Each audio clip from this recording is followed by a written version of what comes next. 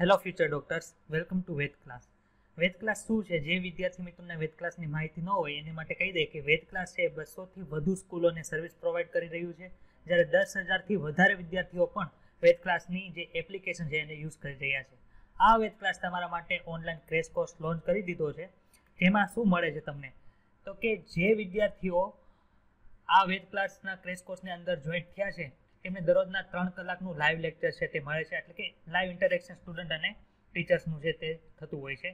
લેક્ચરના અંતે તે જ દિવસે જે સિલેબસમાં ચાલી ગયું છે તેની ડીપીપી ટેસ્ટ લેવાય છે અને અંતે અઠવાડિયામાં એક વખત રવિવારે જે આપણે નીટનો જે ટાઈમ છે તે ટાઈમે 720 માર્કની ટેસ્ટ પણનું આયોજન કરેલું છે. અને થિયરીની અને પ્રેક્ટિસની ટેસ્ટ, એટલે માનો કે તમે કોઈ પણ જાતનું થિયરી યુઝ કરી છે, થિયરી ભણ્યા છો, તેનું પ્રેક્ટિસ તમારે જો કરવી હોય તો એનો સેક્શન પણ એપ્લિકેશનની અંદર અવેલેબલ છે. તમે ટેસ્ટની અંદર કેટલા માર્ક લાવ્યા છો તેની માહિતી, તેનો ડિટેલ રિપોર્ટ પણ તમને એપ્લિકેશનની અંદર આપેલો છે. તમે આ ક્રેશ કોર્સ જોઈન કરો છો, તમને કઈ માહિતી, કઈ વસ્તુ પ્રોવાઈડ કરવામાં આવે, કયું મટીરિયલ તમને પ્રોવાઈડ કરવામાં આવે છે?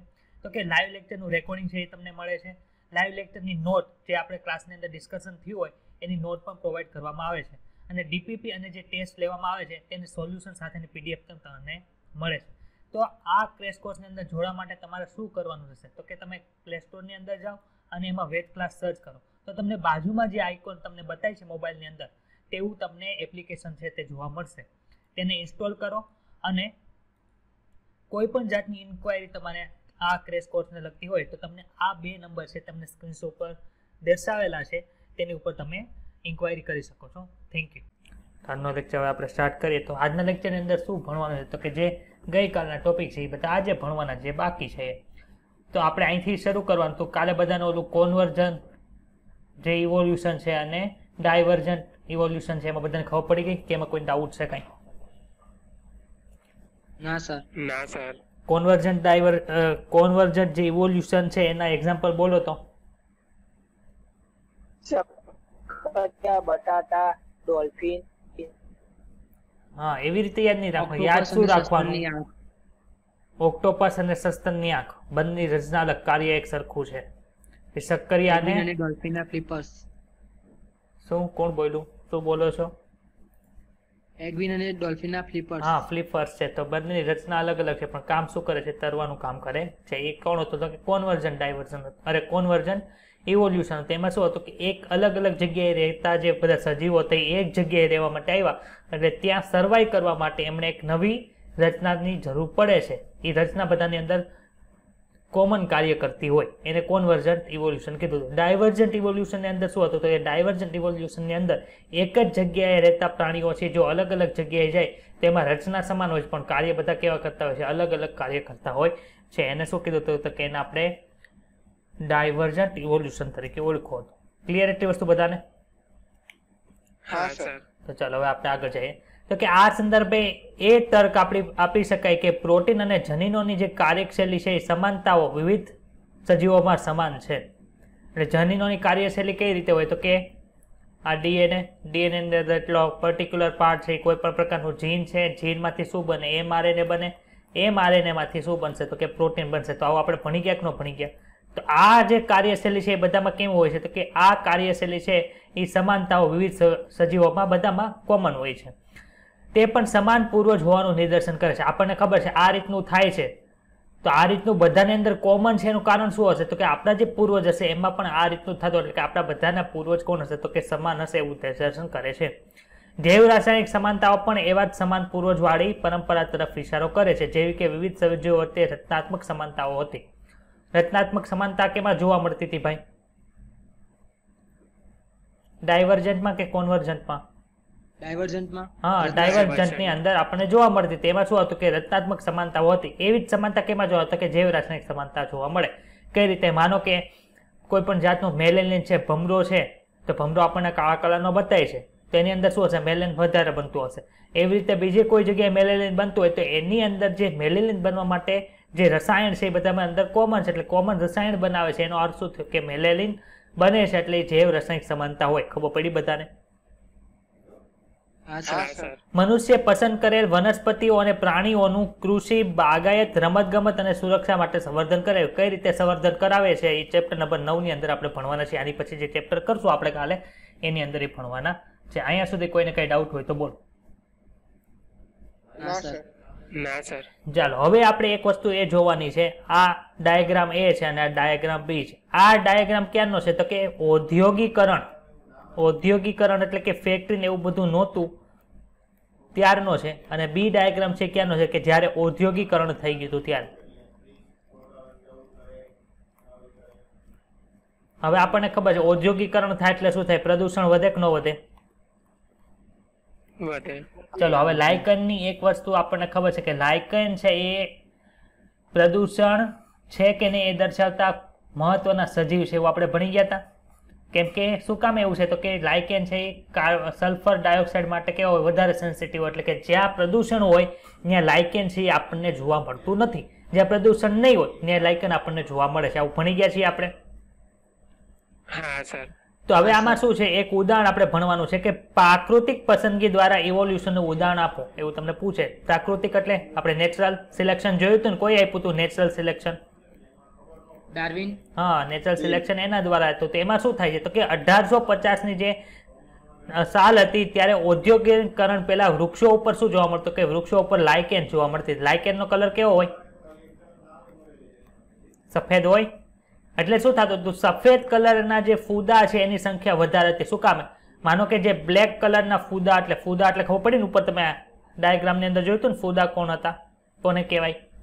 તમારા ઘરે પણ ઘણી વખત જ્યારે વરસાદની કેમ સિઝન હોય ને ખેતરની અંદર વધારે પ્રમાણની અંદર જોવા મળે એ ગ્રે કલરના ફૂદા હોય, આપણી લાઇટ હોય ને એની આજુબાજુ ઉડતા હોય. મોથ કહેવાય ઇંગ્લિશની અંદર, એને મોથ કહેવાય.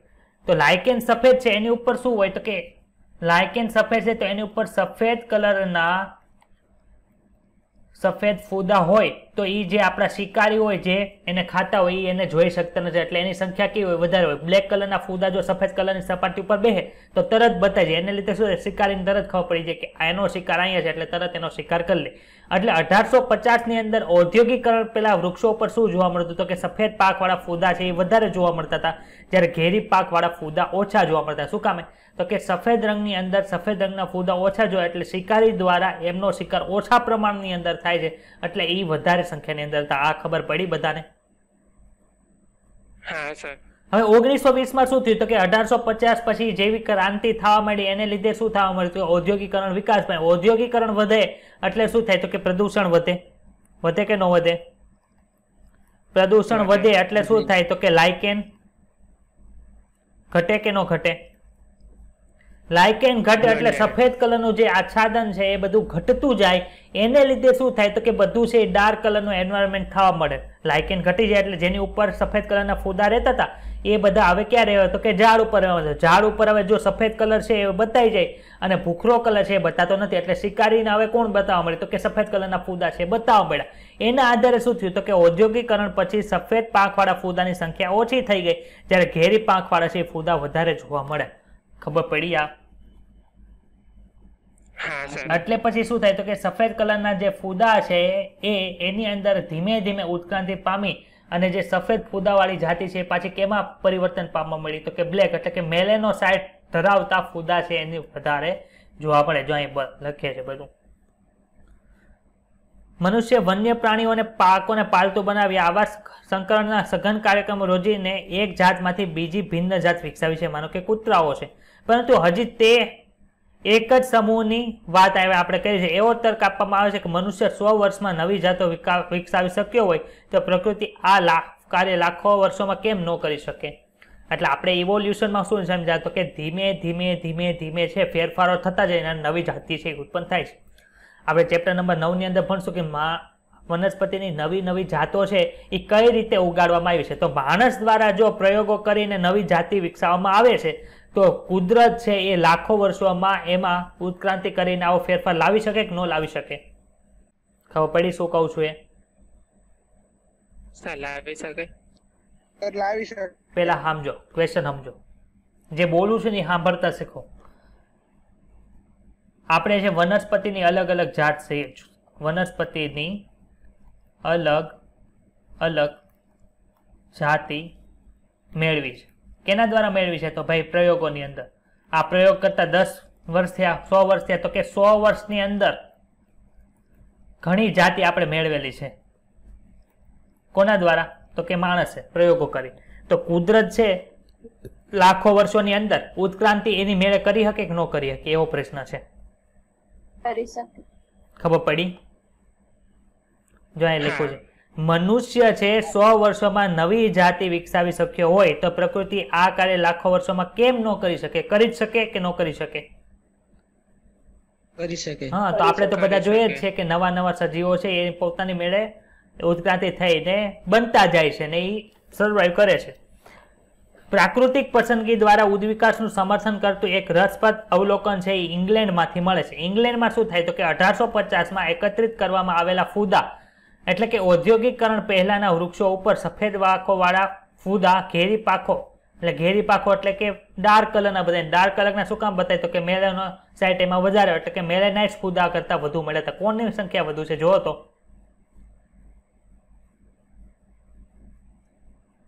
સફેદ પાખો વાળા ફૂદા ઘેરી પાખો વાળા ફૂદા કરતા વધુ મળ્યા. ખબર પડી? જો કે સમાન વિસ્તારમાંથી એકત્રીકરણમાં આવ્યું, પરંતુ ઔદ્યોગિકરણ બાદ એ જ વિસ્તારમાં ગયા તો 1920માં આ જ વિસ્તારમાં ઘેરી પાંખવાળા ફૂદા વધુ જોવા મળ્યા. એટલે કે એનું પ્રમાણ છે વિપરીત હતું. પેલા સફેદ હતા, પછી સફેદ ફૂદા છે વધારે પ્રમાણમાં હતા, અને પછી કોણ હતા? તો કે મેલેનોસાઇટ વાળા ફૂદા છે વધુ પ્રમાણમાં જોવા મળ્યા. આનું કારણ શું હતું? કે એનું બેકગ્રાઉન્ડ ચેન્જ થઈ ગયું. બેકગ્રાઉન્ડ ચેન્જ થઈ ગયું એટલે ઓલા લોકોને એટલે કે જે ફૂદા છે એને પોતાનું પરિવર્તન કરવા પડ્યું. શું કામે કરવું પડે? નકર જો એ પરિવર્તન ન કરે તો આખી જાતિ છે નાશ પામી જાય. ખબર પડી બધાને? આ અવલોકનથી રજૂઆત કરાય કે શિકારીઓ વિરોધાભાસી પૃષ્ઠભૂમિમાં ફૂદાની જગ્યા શોધે છે. ખબર પડી આ લાઈન? શું કહેવા માંગે છે? હા સર. ફૂદાને ખાતા જે શિકારીઓ છે એ શું કરે છે? તો કે વિરોધાભાસી પૃષ્ઠભૂમિ એટલે કે સફેદ હોય, સફેદ બેકગ્રાઉન્ડ હોય તો એ કાળા ફૂદાને શોધે, અને જો પાછળ ઘેરું હોય તો સફેદ ફૂદાને ખાવા માટે શોધે. આવું શું કામે છે? તો કે ઔદ્યોગિકરણ બાદના સમય દરમિયાન વૃક્ષોના થડ ઉપર ઔદ્યોગિક ધુમાડા અને મેષને કારણે તે ઘેરા બની ગયા. આ પરિસ્થિતિની અસર નીચે સફેદ પાંખવાળા ફૂદા છે શિકારીઓને કારણે અસ્તિત્વ ટકાવી શક્યા નહીં, પરંતુ ઘેરી પાંખ અથવા તો મેલેનાઇટ્સ ફૂદા છે એ ટકી ગયા. ઔદ્યોગિકરણ પહેલા લગભગ સફેદ રંગની લાઇકેનની વૃદ્ધિ ઘેરી હતી, એને લીધે સફેદ ફૂદા છે એ વધારે જોવા મળતા હતા. આ પૃષ્ઠભૂમિમાં સફેદ પાંખવાળા ફૂદા છે અસ્તિત્વ ટકાવી શકે, પરંતુ ઘેરી પાંખવાળા ફૂદા છે શિકાર દ્વારા ખવાઈ ગયા હતા. ક્યારે? ઔદ્યોગિકરણ પહેલા. શું તમે જાણો છો કે ઔદ્યોગિક પ્રદૂષણનું નિદર્શન કોણ કરશે? લાઇકેન. ખબર પડી? હા સર. આમ જે ફૂદા રંગ અનુવૃત્તિ એટલે કે જે પોતાનો કલર છે ટ્રાન્સફર કરવા માટે સક્ષમ બન્યા એ પોતાનું અસ્તિત્વ ટકાવી શકે. આ સમજૂતીને સમર્થન એ તથ્યથી મળે છે કે ઔદ્યોગિકરણ નથી થયું, જેવા કે ઉદાહરણ કોણ? તો કે ગ્રામ્ય વિસ્તારોમાં મેલેનિક ફૂદાની સંખ્યા ઓછી છે. એટલે કે જ્યાં ઔદ્યોગિકરણ નથી થયું, ક્યાં? તો કે ગ્રામ્ય વિસ્તારની અંદર ઔદ્યોગિકરણ નથી થયું, તો ત્યાં ક્યાં ફૂદાની સંખ્યા વધુ છે? તો કે ત્યાં સફેદની સંખ્યા વધુ છે, મેલેનિકની ઓછી છે. આ દર્શાવે છે કે મિશ્ર વસ્તીમાં તેઓ વધુ સારું અનુકરણ સાધે અને અસ્તિત્વ ટકાવે છે અને વસ્તીના કદમાં વધારો કરે છે. યાદ રાખો કે કોઈ પણ જાતનો સંપૂર્ણ વિનાશ થતો નથી. એટલે કે શું થાય કે એ જાતિ છે પોતાનામાંથી બીજાની અંદર ટ્રાન્સફર કરવામાં પોતાનું થોડું ઘણું છે એ ટ્રાન્સફર કરી અને બીજી જાતિની અંદર પરિણમે છે. ખબર પડી?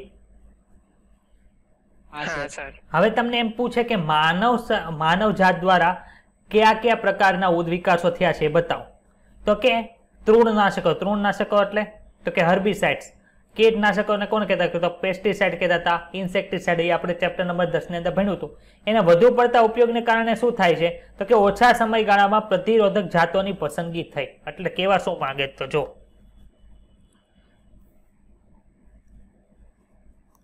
ચાલો આ શું છે ભાઈ? જમીન છે, એની ઉપર શું દોર્યું છે? વનસ્પતિ દોરી બતાય છે બધાને વનસ્પતિ. હા સર. હવે આ વનસ્પતિ ઉપર શું થાય? તો કે આ વનસ્પતિ ઉપર ઘણી બધી ઈયળો રહે છે, એટલે કે કીટક રહે છે. હવે શું થાય છે? તમે આની ઉપર શેનો છંટકાવ કરો છો? તો કે તમે આની ઉપર છે તે પેસ્ટિસાઇડનો છંટકાવ કરો છો. શેનો છંટકાવ કરો છો?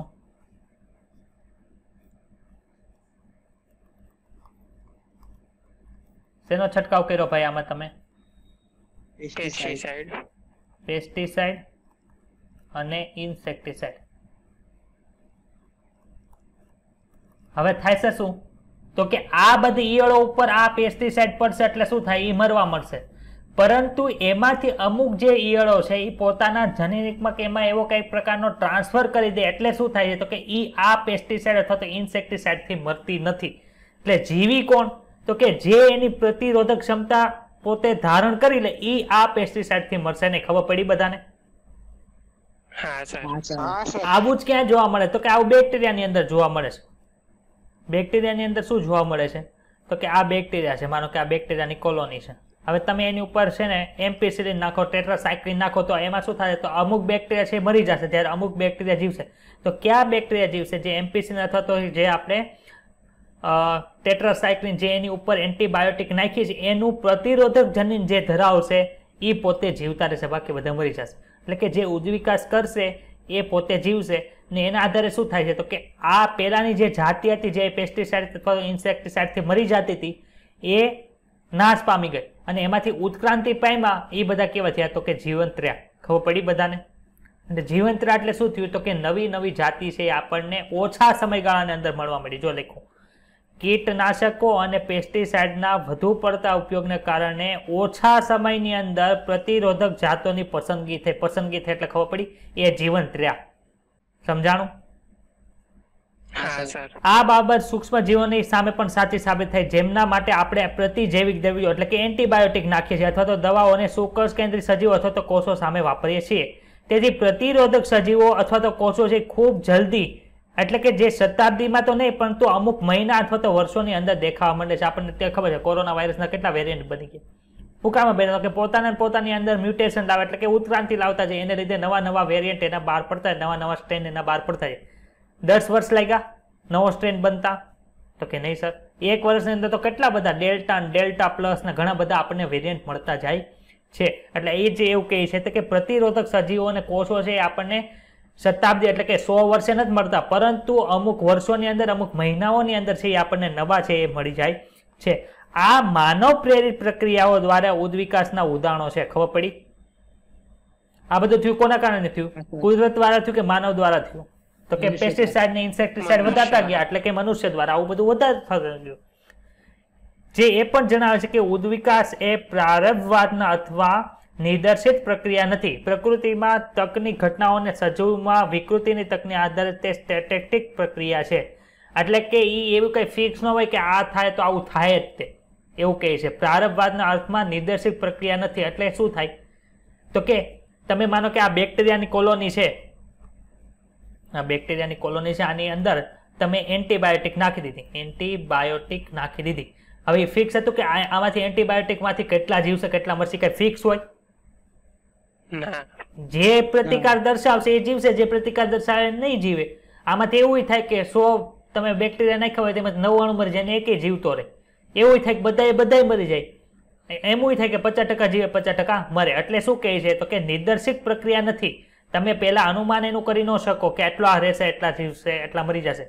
એટલે કે આ જે તક એને મળી કે તમારે જો જીવવું હોય તો તમે એની અંદર ફેરફાર ધરાવો, અને એને લીધે શું થાય કે સજીવમાં વિકૃતિની તકને આધારે તે કેવી છે? સ્ટોકેસ્ટિક પ્રક્રિયા છે. સ્ટોકેસ્ટિક પ્રક્રિયા છે. ખબર પડી? હા સર. આમાં કોઈને કઈ ડાઉટ હોય તો બોલો.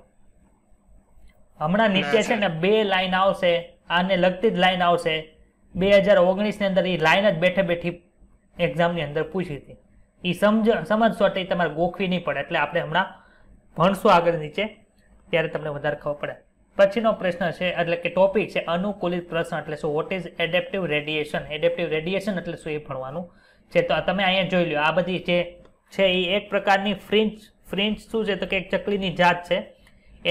એનું નિરીક્ષણ કોઈ કર્યું હતું? કે ડાર્વિને કર્યું હતું. એટલે એને શું કહેવાય? તો કે ડાર્વિન ફ્રિન્જ તરીકે ઓળખવામાં આવે. ખબર પડી? હવે એમાં જો, હા સર. આ ડાર્વિનનું ફેસ અલગ છે, આ ડાર્વિન ફ્રિન્જનું ફેસ અલગ છે, આ ફ્રિન્જનું ફેસ અલગ છે, આ ફ્રિન્જનું ફેસ અલગ છે. છે એક જ, પણ શું છે? બધાની અંદર એની રચનાની અંદર છે એ ફેરફાર થવા મળ્યા. એક જ છે પરંતુ શું થાય? બધાની અંદર ફેરફાર થાય છે. એટલે શું કહેવા માંગે છે એ જોઈએ આપણે. તો અહીંયા સુધી કોઈ ડાઉટ નથી ને? ના સર. ના સર. ના સર. જો આ આપણે ઉપર ભણી ગયા છે હર્બિસાઇડ અને પેસ્ટિસાઇડના વધુ ઉપયોગથી ઓછા સમયગાળામાં પ્રતિરોધક જાતિઓની પસંદગી થઈ. આ વાત જેના પ્રત્યે એન્ટીબાયોટિક દવાઓ વાપરીએ છીએ એના માટે લાગુ પડે. એથી શું થાય, પ્રતિરોધી જે સજીવ છે કોષો એ જલ્દી મળે. કેટલા શતાબ્દીમાં મળ્યા? તો કે ભાઈ શતાબ્દીમાં નહીં, મહિના કે વર્ષોની અંદર છે આપણને જોવા મળે છે. ચાલો, અનુકૂલિત પ્રસાર એટલે કે એડેપ્ટિવ રેડિયેશન એટલે શું? તો કે એને કહેવાય શું માંગે? તો કે વિવિધ જાતિઓના ઉદ્વિકાસની પ્રક્રિયા છે આપેલ ભૌગોલિક વિસ્તારના એક બિંદુથી બીજા બિંદુ એટલે કે આખા સમગ્ર આઇલેન્ડ હોય કે સમગ્ર જે પ્રદેશ હોય એની અંદર પ્રસરવાની જે ક્રિયા છે એને શું કહેવાય છે? એને એડેપ્ટિવ રેડિયેશન તરીકે ઓળખવામાં આવે. માનો કે અહીંયા એક ફ્રિન્જ છે, હવે અહીંયા ફ્રિન્જ છે તો એને શું થાય? તો કે અહીંયા ફ્રિન્જ જે ચકલી છે એને આપણને દાણા ખાવા મળે છે, એટલે કે સીડ, બીજ ખાવા મળે છે. હવે શું થાય? સીડની સંખ્યા અહીંયા ઘટતી જાય, એટલે કે દાણા એને મળે ને એટલે શું થાય? ઉડતી ઉડતી ઉડતી ઉડતી અહીંયા જાય. હવે ત્યાં શું જોવા મળ્યું? અમુક ત્યાં ઉડતી ઉડતી ગઈ, અમુક ઉડતી ઉડતી આ બાજુ આવે, અમુક ઉડતી ઉડતી આ બાજુ આવે. તો અહીંયા જે ફ્રિન્જ ગઈ એને શું મળે? તો કે ઈ ફ્રિન્જને છે એ ઇન્સેક્ટ ખાવા મળે છે, એટલે એની ચાંચ છે એ દાણા ખાવા વાળી જે ફ્રિન્જ હતી એનામાંથી થોડુંક ઇવોલ્યુશન લાવીને એની ભરતી થઈ. આ બાજુ છે એને માનો કે ફિશ ખાવા મળી, તો એની ચાંચ છે એ પ્રકારની થઈ. ખબર પડી છે? તો કે હતી કોણ? તો કે શાકાહારી ફ્રિન્જ હતી, એમાંથી ઇન્સેક્ટ ખાવા વાળી બની. અમુક જે બાજુ ગઈ એને એ છે એ ફિશ ખાવા વાળી બની.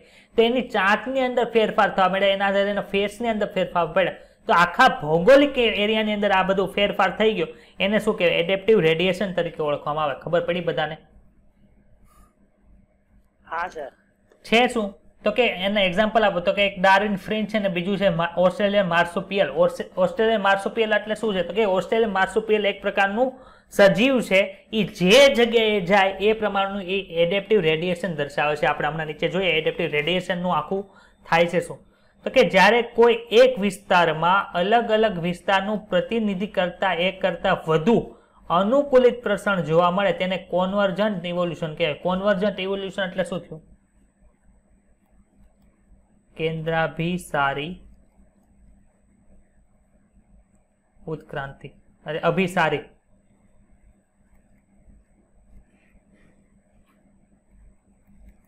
અથવા તો ઉદ્વિકાસ. ખબર પડી? નો ખબર પડી, પાછું સમજાવીએ. ચાલો, એક સજીવ છે એ ઉડતો ઉડતો અહીંયા આવ્યો, બીજો સજીવ છે બીજા પ્રકારનો અહીંયા આવ્યો, ત્રીજા પ્રકારનો અહીંયા આવ્યો, ચોથા પ્રકારનો સજીવ અહીંયા આવ્યો. હવે અહીંયા છે એ માનો કે આ કોઈ જલીય એન્વાયરમેન્ટ છે. આ કેવું એન્વાયરમેન્ટ છે? તો કે જલીય એન્વાયરમેન્ટ છે. તો અહીંયા જેટલા સજીવ આવશે એ બધાને શું કરવું પડે? તો કે તરવા આવડવું હોય એ જીવશે, બાકી બધા મરી જશે. તો આ બધા સજીવ છે એ અલગ અલગ જગ્યાએથી આવ્યા અને કેવી લાક્ષણિકતા દર્શાવશે? તો કે તરતા શીખશે. શું કરશે? તરતા શીખશે. હવે તરતા શીખવા માટે એની પાસે જે અંગો હશે એનું શું કરશે? તો કે ફેરફાર કરવા લાગશે. એટલે આને શું કહેવાય છે? તો કે બીજા પ્રકારનું જે આપણે કાલે ઉદ્વિકાસ જોયો તો અભિસારી ઉદ્વિકાસ અથવા તો કોન્વર્જન્ટ ઇવોલ્યુશન તરીકે ઓળખવામાં આવે. બધા છે અલગ અલગ પણ એની પાસે એક એવી રચના જોવા મળે જે સમાન હોય છે. ખબર પડી બધાને? હા સર. આમાં કોઈને કઈ ડાઉટ હોય તો બોલો. ના સર. ચાલો હવે આપણે ઉપર જઈએ પાછા. ડાર્વિન જે હતા એ પોતાની યાત્રા દરમિયાન ગેલોપેગોસ ટાપુ ઉપર ફરતા હતા. એવું યાદ રાખજો. ક્યાં ટાપુ ઉપર ગયા હતા? તો કે ગેલાપેગોસ ઉપર. ત્યાં એને શું જોયું? તો કે એક આશ્ચર્યચકિત કરતી વિવિધતા જોઈ. ખાસ કરીને નાનું કાળું પક્ષી જે પાછળથી ડાર્વિન ફ્રિન્જ તરીકે ઓળખાયું હતું તેમણે ખૂબ આશ્ચર્યચકિત કર્યા હતા. હું આશ્ચર્યચકિત કર્યા? તો કે એ ટાપુ ઉપર એમને ઘણી જાતની ફ્રિન્જ જોઈતી. તેમણે અંદાજ મૂક્યો કે બધી જ જાતો છે તેની જાતે ટાપુ ઉપર ઉદ્વિકાસ પામી છે. શું કામ ઉદ્વિકાસ પામી? તો કે મૂળભૂત જે ફ્રિન્જ હતી, જે મેઇન ફ્રિન્જ હતી, એ બીજ આહારી લક્ષણોની સાથે સાથે અન્ય સ્વરૂપ માટે પણ પોતાની ચાંચો વિકસિત કરી હતી. કઈ કઈ? તો અમુક ફ્રિન્જ છે એ કીટભક્ષી હતી, અમુક છે એ શાકાહારી ફ્રિન્જ હતી. અને વિવિધ જાતિઓના ઉદ્વિકાસની પ્રક્રિયાના આધારે ભૌગોલિક વિસ્તારના એક બિંદુથી શરૂ કરીને બીજા ભૌગોલિક વિસ્તારો સુધી આ પ્રક્રિયા જે પ્રસરે એને શું કહેવાય? અનુકૂલિત પ્રસરણ તરીકે ઓળખવામાં આવે છે. ખબર પડી બધાને અનુકૂલિત પ્રસરણ એટલે શું? હા સર. બીજું શું થાય? તો કે ડાર્વિન ફ્રિન્જને આ ઘટનાનું એક ઉત્તમ ઉદાહરણ રજૂ કરે છે. બીજું કેવું છે? તો કે ઓસ્ટ્રેલિયન માર્સુપિયલ છે. ઓસ્ટ્રેલિયન માર્સુપિયલની અંદર શું જોવા મળ્યું? તો કે ઓસ્ટ્રેલિયન માર્સુપિયલ છે એ મેઇન પ્રાણી હતું. હવે એ જે એરિયામાં રહેતા હતા એ એરિયામાં એને જેવા પ્રાણીઓ જોવા મળતા હતા એ પ્રાણીઓ જેવા એને શું કર્યું તો કે એ પ્રાણીઓ જેવા એ બની ગયા. કઈ રીતે જો, ચાલો આ કોણ છે? જરાયુડ સસ્તનો છે કે સસ્તનો એ એરિયાની અંદર રહેતા હતા અને એ એરિયાની અંદર ઓસ્ટ્રેલિયન માર્સુપિયલ રહ્યા તો એ કેવું પોતાનું ઉદ્વિકાસ થઈને કેવું બને એ આપણે જોવાનું છે. માનો કે જે ઓસ્ટ્રેલિયન માર્સુપિયલ છછુંદર રહેતા હતા એ ભાગમાં રહેવા ગયા એ કેમે અંદર ફેરવાય તો માર્સુપિયલ છછુંદર ની અંદર ફેરવાના. ખબર પડી? હવે અમુક માર્સુપિયલ છે કે ક્યાં રહેવા મળ્યા તો કે કીડી ખાવ રહેતા હતા ત્યાં રહેવા મળ્યા. તો એ માર્સુપિયલ જે છે ઓસ્ટ્રેલિયન માર્સુપિયલ એ પોતાની અંદર કેવું ઉત્ક્રમણ લાવ્યા તો કે નુમ્બટ એટલે કે કીડી ખાવ જેવું છે પોતે પોતાનું સ્વરૂપ છે વિકસાવી નાખ્યું. તમને એવું પૂછે કે ઓસ્ટ્રેલિયન માર્સુપિયલ છે એ કીડી ખાવ એરિયાની અંદર રહેવા ગયા તો કોઈ કેવા પ્રકારનું પોતાનું કયું સ્વરૂપ એ દર્શાવ્યું એટલે કે ઉત્ક્રાંતિ પામીને કેવું બન્યા તો કે નંબટની અંદર ફેરફાર થયો. ખબર પડી? એવી રીતે જ્યાં ઉંદર રહેતા છે ત્યાં ગયા તો એને શું કહેવાય? માર્સુપિયલ ઉંદર કહેવાય. લેમુર છે ત્યાં રહેવા ગયા તો ટપકાવાળું કસકસ એટલે કે સ્પોટેડ કસકસ છે એ એનું પોતાનું એની જેવું છે એ સ્વરૂપ દર્શાવે. પછી ઉડતી ખિસકોલી રીતે ત્યાં માર્સુપિયલ ગયા તો ઉડતી ફેલેન્જરમાં ફેરફાર પામ્યા. બોબકેટ રહેતી હતી ત્યાં ગયા તો એ તાજમાઈ ટાઈગર કેટની અંદર ફેરફાર થયા અને જ્યાં વરુ રહેતા હતા ત્યાં રહેવા ગયા તો તાજમાઈ વરુના સ્વરૂપની અંદર પોતે વિકાસ પામ્યા. ખબર પડી? તો આમાં થાય છે શું તો કે આમાં એવું થાય છે એક જ જગ્યાએ રહે છે બધા. કોણ છે? માર્સુપિયલ. માર્સુપિયલ ક્યાં માર્સુપિયલ તો કે ઓસ્ટ્રેલિયા. એક આમ ગયું, એક આમ ગયું, એક આમ ગયું, એક આમ ગયું, એક આમ ગયું. તો આની અંદર તમને પૂછે તો આમાં કેવો ઉદ્વિકાસ થાય છે? તેમાં આવશે ડાયવર્જન. ખબર પડી? હા સર. પરંતુ તમને એવું પૂછે એક જ ટાપુ ઉપર, આ એક જ ટાપુ છે, એક જ ટાપુ ઉપર એક કરતા વધારે સજીવ આવ્યો અલગ અલગ જગ્યાએથી. આ બીજો સજીવ આવ્યો, બીજા પ્રકારનો સજીવ, એ જાતિનો નથી, બીજા પ્રકારનો સજીવ આવ્યો. તો આ તમને પૂછે તો આ કેવો વિકાસ થાય ભાઈ? બોલો તો કે બધાની રચના અલગ અલગ છે પણ એક સરખા કાર્ય કરવા માટે આપણને જોડશે. એને શું કીધું? કોન્વર્જન્ટ ઇવોલ્યુશન કહેવાય. ખબર પડી બધાને? આમાં કોઈને કઈ ડાઉટ છે? ના સર. ચાલો. મોટા ભાગના માર્સુપિયલ એકબીજાથી ભિન્ન હતા. તેઓ એક જ પૂર્વજોના સમૂહમાંથી ઉત્વિકાસ પામેલા હતા પરંતુ તે બધા ઓસ્ટ્રેલિયન ટાપુના મહાદ્વીપમાં વિકસ્યા હતા. એટલે કે એક જ હતું પણ જે જગ્યાએ માનો કે 10 માર્સુપિયલ જે છે ઓસ્ટ્રેલિયન એમાંથી એક આમ ગયું, એક આમ ગયું, એક આમ ગયું, એક આમ ગયું, એમાંથી લાખો વર્ષે પરિવર્તન થઈને નવી છે એ અલગ અલગ માર્સુપિયલ બન્યા. ખબર પડી કઈ રીતે થયું? જ્યારે અલગ અલગ ભૌગોલિક વિસ્તારમાં એક કરતા વધુ અનુકૂલિત પ્રસરણ જોવા મળે તો તેને કેન્દ્રાભિસારી ઉદ્વિકાસ કહેવાય. પણ એ કેન્દ્રાભિસારી ઉદ્વિકાસ કઈ રીતે આવ્યું? ખબર પડી બધાને? હા સર. હા સર. રેડી? કઈ રીતે આવ્યું ખબર પડી ને બધાને? એક જ એરિયામાં એક કરતા વધારે પ્રાણી આવ્યા એટલે એ કોન્વર્જન્ટ ઉદ્વિકાસ તરીકે ઓળખવામાં આવે છે. ઓસ્ટ્રેલિયાના જરાયુડ સસ્તનો પણ અનુકૂલિત પ્રસરણ ધરાવતી. તો આપણે જોયું અનુકૂલિત પ્રસરણ દર્શાવ્યું કઈ રીતે તો કે એક જ હતા પણ એમાંથી જેમ ડાર્વિન ફ્રીચ અલગ અલગ બની એમ આ બધા ઓસ્ટ્રેલિયન માર્સુપિયલ પણ અલગ અલગ પ્રકારના બન્યા. આ પ્રકારના દરેક જરાયુડ સસ્તનો અને માર્સુપિયલ સમાન અનુરૂપ વિકાસ દર્શાવે છે. આપણે આ કોષ્ટકની અંદર જોયું. ખબર પડી બધાને? અને આ માર્સુપિયલ રેડિયેશન એટલે કે અમુક આ બન્યા, અમુક આ બન્યા, અમુક આ બન્યા, અમુક આ બન્યા, આ બધા બન્યા. ખબર પડી? આમાંથી પ્રશ્ન પૂછાય કેવો તો કે આવો પૂછાય તે કે ઉંદર રહેતા હતા, જરાયુડ સસ્તનો ઉંદર રહેતો હતો ત્યાં ઓસ્ટ્રેલિયન માર્સુપિયલ ગયા તો એમાંથી નીચેનામાંથી કયું સ્વરૂપ એનું જોવા મળ્યું? તેમાં પૂછે નંબર છે, માર્સુપિયલ માઉસ છે, સ્પોટેડ કસ્કર છે અને ફ્લાઇંગ ફેલેન્જર છે. તો આન્સર શું આવે તો કે માર્સુપિયલ ઉંદર આવે. ખબર પડી કે આમાં કઈ રીતે ક્વેશ્ચન પૂછી શકે? હા સર. તો એડેપ્ટિવ રેડિયેશન જે ટોપિક આપણે ભણ્યા એમાં કોઈને કઈ ડાઉટ હોય તો બોલો. ના સર. ક્લિયર એટલી વાત બધાને? હા સર. ચાલો હવે એનો ટોપિક છે જૈવિક ઉદ્વિકાસ. જૈવિક ઉદ્વિકાસ એટલે શું તો કે જૈવિક ઉદ્વિકાસમાં તો આ બધા ફેરફાર થયા કઈ રીતે ફેરફાર થયા હોય એમાં શું શું ફેરફાર થયા એના આધારે આપણને ખબર પડે. તો માનો કે અહીંયા શું આપ્યું છે કે સાચા અર્થમાં પ્રાકૃતિક પસંદગીથી પૃથ્વી ઉપર ઉદ્વિકાસ ત્યારે શરૂ થયો હશે જ્યારે વિવિધ ચયાપચય ક્ષમતા ધરાવતા સજીવમાં કોષીય સ્વરૂપોની શરૂઆત થઈ. હવે આમાંથી કોષમાંથી અલગ પ્રકારનો કોષ ક્યારે બને?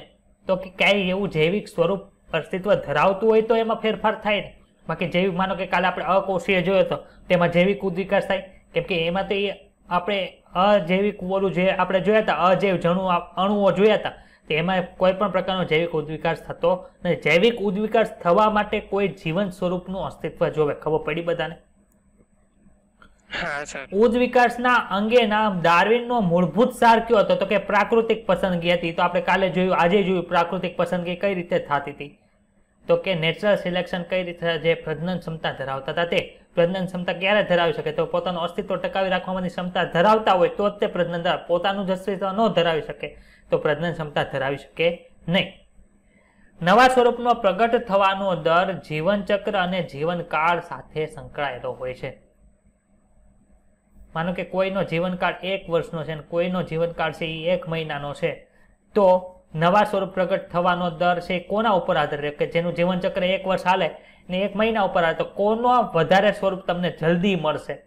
1 વર્ષ વાળાના કે 1 મહિના વાળાના?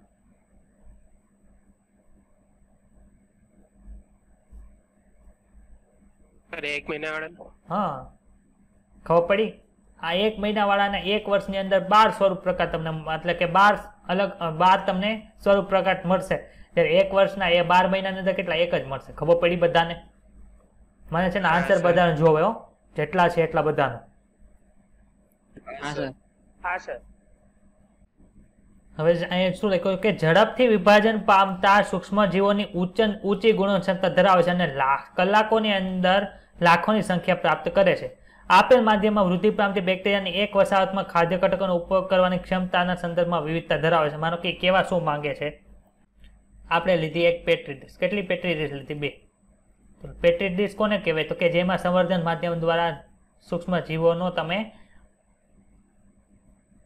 ઉછેર કરી શકો એમ. એની અંદર આપણે શું નાખ્યું છે? તો કે સંવર્ધન માધ્યમ નાખ્યું. શું નાખ્યું? સંવર્ધન માધ્યમ. સંવર્ધન માધ્યમ કોને કહે? કે જે વસ્તુની અંદર પોતે જીવી શકે તેને સંવર્ધન માધ્યમ તરીકે ઓળખવામાં આવે. ધારો કે આને આપણે એ કીધું ને આની અંદર એ સૂક્ષ્મજીવો છે, એ પ્રકારના સૂક્ષ્મજીવો છે બેક્ટેરિયા છે. માનો કે બેક્ટેરિયા છે, બાજુની અંદર બી પ્રકારના છે, એટલે કે એ પણ બેક્ટેરિયા છે, પણ તો થોડીક એની કરતા લાક્ષણિકતા અલગ છે. ધારો કે આની અંદર આપણે શું નાખ્યું?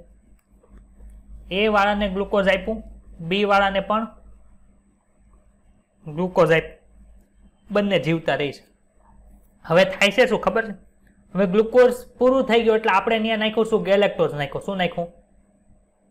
માનો કે ગેલેક્ટોઝ નાખ્યું.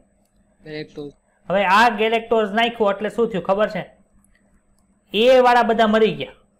એ વાળા બધા છે એ મરી ગયા, નાશ પામી ગયા. જ્યારે બી વાળા છે એમાંય જીવી ગયા. શું કામે? તો કે બી વાળા જે બે પેટ્રી ડીશની અંદર જે આપણે સૂક્ષ્મજીવોનું સંવર્ધન કર્યું હતું એની પાસે એવી કેપેસિટી હતી કે જે બીજા પ્રકારનો ખોરાકનો સ્ત્રોત આવે તો પોતે જીવંત રહી શકે. તો આમાં નેચરલ સિલેક્શન કોનું થયું? એનું કે બીનું થયું? બીનું. હવે આમાં પ્રજનન કરવા માટે સક્ષમ કોણ રહ્યું? એ રહ્યું કે બી રહ્યું? બી. ખબર પડી? તો આવી રીતે નેચરલ સિલેક્શન થાય એ જ ઉપર લખ્યું છે. જો આપેલ માધ્યમમાં વૃદ્ધિ પામતી બેક્ટેરિયાની એક વસાહત એ છે, એમાં ખાદ્ય ઘટકોનો ઉપયોગ કરવાની ક્ષમતામાં વિવિધતા ધરાવે છે. માધ્યમ બીના બંધારણમાં ફેરફાર કરવામાં આવે તો ફક્ત તે જ ભાગ બાકી રહેશે જે નવી બદલાયેલી સ્થિતિની અંદર ટકી રહેવા માટે સક્ષમ હોય. તો આમાં આપણે ઊંધું કર્યું. આપણે નીચે એ બેક્ટેરિયા છે નવું જે માધ્યમ ફેરવ્યું એમાં જીવંત રહી શકતા નહોતા, બી રહી શકતા. આમાં ઊંધું કર્યું છે. ખબર પડી? હવે આમાં એ પેટ્રી ડીશની અંદર જે બેક્ટેરિયાને જીવંત રહેવું હોય તો એને શું કરવું પડે? તો કે એ પેટ્રી ડીશની અંદર એ જીવંત રહી શકે કે જે ગેલેક્ટોઝની અંદર જીવંત રહે. ગેલેક્ટોઝનો યુઝ કરીને જીવંત રહી શકે એવી ક્ષમતા ધરાવશે તે જીવંત રહેશે. ખબર પડી? હા સર. એવી રીતનું છે. ઉપર ઊંધું લખ્યું છે તો તમે આપણે નીચે એ બી ઊંધું કરી નાખીએ. ચાલો અહીં એ આપી દે, અહીં બી આપી દે. ખબર પડી ગઈ બધાને? હા સર. બધાને? હા સર. હા સર.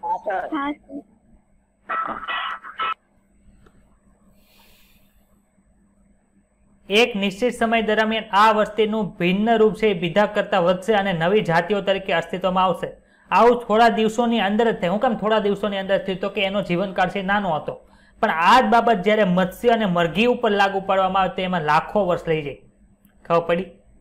કેમ કે બેક્ટેરિયા છે એનું જીવનકાળ છે, જીવનચક્ર છે ખૂબ જ નાનું છે, એટલે એની અંદર ઉત્ક્રાંતિ જે કંઈ થવાની છે જલ્દી આવશે. જ્યારે મરઘી છે, મત્સ્ય છે, એનો જીવનકાળ લાંબો હોય એટલે એની અંદર જો ઉત્ક્રાંતિ પામવી હોય, ઉદ્વિકાસ પામવો હોય તો લાખો વર્ષો જોવે.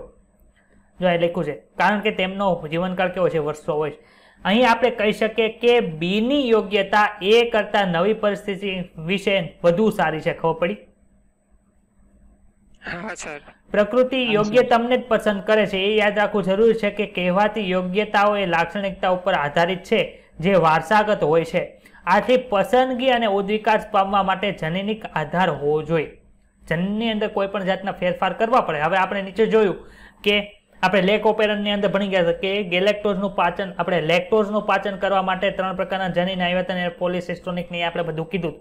હવે બીજું આપણે અહીંયા જોયું કે ગેલેક્ટોઝનું પાચન કરી શકે તો એની માટે શું જોઈએ? તો કે જનીનિક આધાર હોવો જોઈએ, તો જ તેના એન્ઝાઇમ બનશે, તો જ પાચન થાય. ખબર પડી આ લાઈન? બીજા શબ્દોમાં કહે કે કેટલાક સજીવોમાં બદલાતા પર્યાવરણમાં ટકી રહેવા માટે વધુ સારી રીતે અનુકૂલિત થયેલા હોય છે. અનુકૂલન ક્ષમતા કેવી હોય છે? વારસાગત હોય છે અને તે જનીનિક આધાર ધરાવે છે.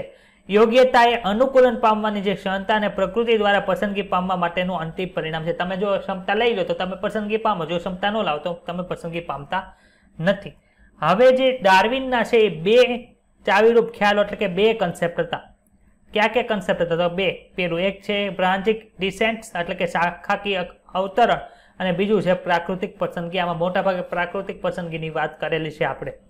ડાર્વિન પહેલા ફ્રેન્ચ પ્રકૃતિવાદ ક્યાંના હતા ભાઈ? ફ્રેન્ચ ઉપરથી યાદ રાખો, ફ્રેન્ચના. કોણ પ્રકૃતિવાદ છે? શું નામ છે? લેમાર્ક. ફ્રેન્ચના જે પ્રકૃતિવાદ હતા જે ડાર્વિન પહેલા આવી ગયા હતા ને એ લેમાર્કે શું કીધું હતું ખબર છે? જૈવિક સજીવનો સ્વરૂપનો ઉદ્વિકાસ થયો છે પણ હેના આધારે થયો છે? તમે જે વસ્તુનો ઉપયોગ કરો એનો ઉદ્વિકાસ થાય, જે વસ્તુનો ઉપયોગ ન કરો એનો ઉદ્વિકાસ ન થાય. એટલે કે એના આધારે તમે જો મગજનો ઉપયોગ કરશો ને તો મગજનો વિકાસ થાય, જો તમે મગજનો ઉપયોગ ન કરો મગજ નાશ પામી જાય, એવું એ કીધું. તો આ વાત સાચી છે કે ખોટી છે? સજીવ સ્વરૂપોનો ઉદ્વિકાસ થયો પરંતુ તે અંગોના ઉપયોગ અને બિન ઉપયોગ દ્વારા સંચાલિત થયો હતો. એમણે જીરાફનું ઉદાહરણ આપ્યું હતું કે જેમાં ઊંચા વૃક્ષોના ખાવા યોગ્ય પર્ણો મેળવવા માટે તેમની ગરદનની લંબાઈ વધારી અને અનુકૂલિત થયા. આ લાંબી ગરદનનું ઉપાર્જિત લક્ષણ એટલે કે એના નાના પહેલાના જે જીરાફ જોવા મળતા એમાં લાંબી ડોક નહોતી, ટૂંકી ડોક હતી, પરંતુ એ આ લક્ષણ ઉપાર્જિત કર્યું. ઉપાર્જિત આપણે એક્વાયર્ડ શબ્દ ભણી ગયા છીએ. કેળવવું, ક્યાં ઉપાર્જિત શબ્દ આવ્યો તો બોલો તો?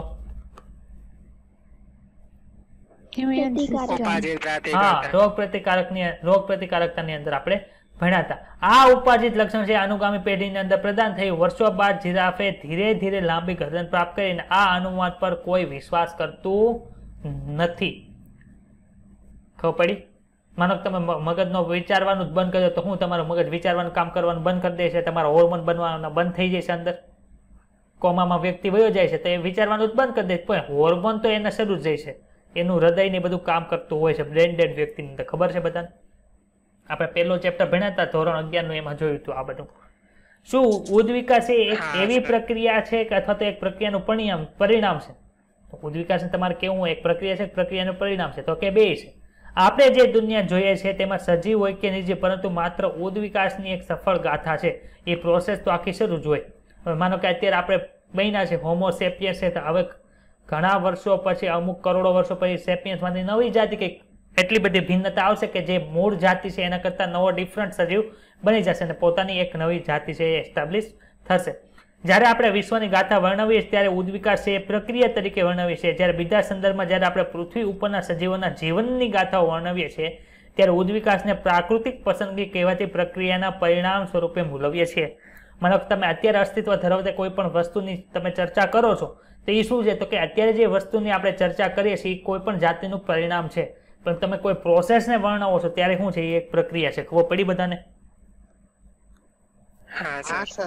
આપણે હજુ પણ પૂરી ઉદ્વિકાસના સંદર્ભમાં પ્રાકૃતિક પસંદગી પ્રક્રિયા અથવા તો અંતિમ અજાણ પ્રક્રિયાઓના પરિણામો વિશે જાણતા નથી. હવે અત્યારે તે બધાને ઉદ્વિકાસની પ્રક્રિયા શરૂ છે ને બધા હર્ડ ઇમ્યુનિટી આવે છે કોના વિશે, તો કે કોરોના વિશે. તો એક પ્રકારનું ઉદ્વિકાસ જ થયો કહેવાય.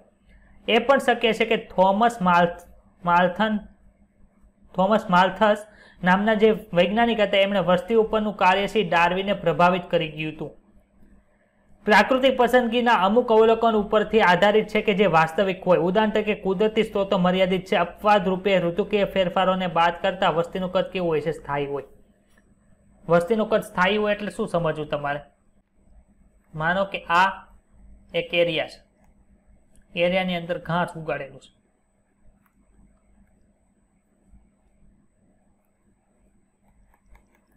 જેટલા મળતા એટલા જન્મ લેતા એવું કહીએ તો હા તે તો થાય છે ને, એટલે શું થયું? સ્થાયી રહ્યું એમ કહેવાય ને.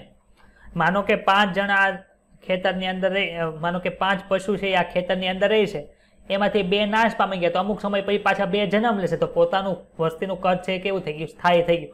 પરંતુ ક્યારે સ્થાયી નથી થતું? તો કે ઋતુકીય ફેરફારોને બાદ કરતા. માનો કે ત્યાં વીજળી પડી ગઈ, 5 મરી ગયા, તો ઋતુકીય ફેરફારોને બાદ કરતા જે સ્થાયી રહી છે. ખબર પડી? આ વસ્તીના સભ્યો બહારથી જોતા સમાન લગતા હોવા છતાં પણ તેના ઘણા લક્ષણો અંદર ભિન્નતા હોય છે. એ તો આપણને ખબર છે કે 2 વ્યક્તિઓ પણ એક સરખી હોતી જ નથી. આપણે જોઈએ છે ને કે જીનોમિક કોડોન સિવાયનું તમે બાકીની વસ્તુ જો તો એમાં બધાની અંદર ભિન્નતા જોવા મળે છે. આવું ભણી ગયા આપણે ચેપ્ટર નંબર 6 ની અંદર. મોટા ભાગની વિવિધતા છે કેવું હોય છે? વારસાગત હોય છે. જોકે આ જ વાસ્તવિકતા હોય તો દરેક સજીવ છે મહત્તમ દરે પ્રજનન કરે તો સૈદ્ધાંતિક રીતે વસ્તી વિસ્ફોટની જેમ વધશે. માનો કે બેક્ટેરિયા છે તો બેક્ટેરિયાની અંદર જ્યાં લગી ખોરાક હશે ત્યાં લગી ખૂબ ગ્રો કરશે, પણ જેવું ખોરાક પતી ગયો એટલે બધા ધીમે ધીમે મરવા માંડે છે. અને એ સત્ય છે કે વાસ્તવિક રીતે વસ્તીનું કદ છે કેવું હોય છે? મર્યાદિત હોય છે. ને તેનો અર્થ એ થયો કે સ્ત્રોતો માટે સ્પર્ધા થાય. આ સ્પર્ધા ને એ બધું ચેપ્ટર નંબર 13 ની અંદર આપણે ડિટેલની અંદર ભણશું કે સ્પર્ધા થાય, અંતરજાતીય સ્પર્ધા અને આંતરજાતીય સ્પર્ધા. એના થોડાક શબ્દો છે. વસ્તીનું જ્યારે આપણે ડિટેલની અંદર ચેપ્ટર નંબર 13 ની અંદર ભણશું ત્યારે આવશે. અમુક તેના અન્યના ભોગે ટકી શક્યા અને વિકાસ પામે, જ્યારે કેટલાક ઉન્નતિ કરી શક્યા નહીં. એટલે માનો કે એક જ હરણ છે અને એની માટે 2 સિંહ બાંધે છે, તો એ હરણ કોને મળશે?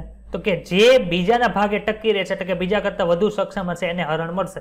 એટલે બીજો છે એ રહી જશે એ હરણ ખાવામાં, એક છે એ હરણ ખાશે. ખબર પડી? એટલે કે અમુક છે એ અન્યના ભોગે ટકી શક્યા હોય, એટલે કે ઓલાને મારીને પોતે જીવી શકે અને પોતે વિકાસ પામે, અને જે મરી જાય છે એ ઉન્નતિ કરી શક્યો નહીં. ખબર પડી? હા સર.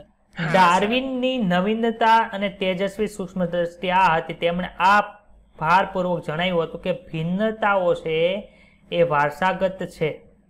યાદ રાખજો, ભિન્નતા છે એ વારસાગત છે. એવું કોઈએ કીધું હતું? અહીં નામ મૂકી દે. ડાર્વિન, લેમાર્ક, પછી અલગ અલગ વૈજ્ઞાનિકો કહી દે તો એ તમારે ધ્યાન રાખવું પડે કે કોઈ આ વાત કીધી હતી. અને કોઈ એક સ્ત્રોતો માટે ઉપયોગ વધુ સારો બનાવે છે. માનો કે એક જ વસ્તુ છે એની માટે તમે 2-3 જણા લડાઈ કરતા હોય તો જીતશે કોણ? કે જે વધારે સક્ષમ હશે. ને વધારે સક્ષમતા આવી ક્યાંથી? તો કે વારસાગત આવી.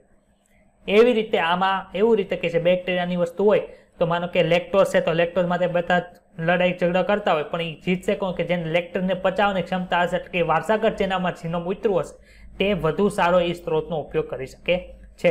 વસવાટને સારી રીતે અનુકૂલિત થયેલી છે, માત્ર તેમને યોગ્યતા બનાવે છે અને તે પ્રજનન કરે છે અને વધુમાં વધુ સંતતિ છોડી જાય છે.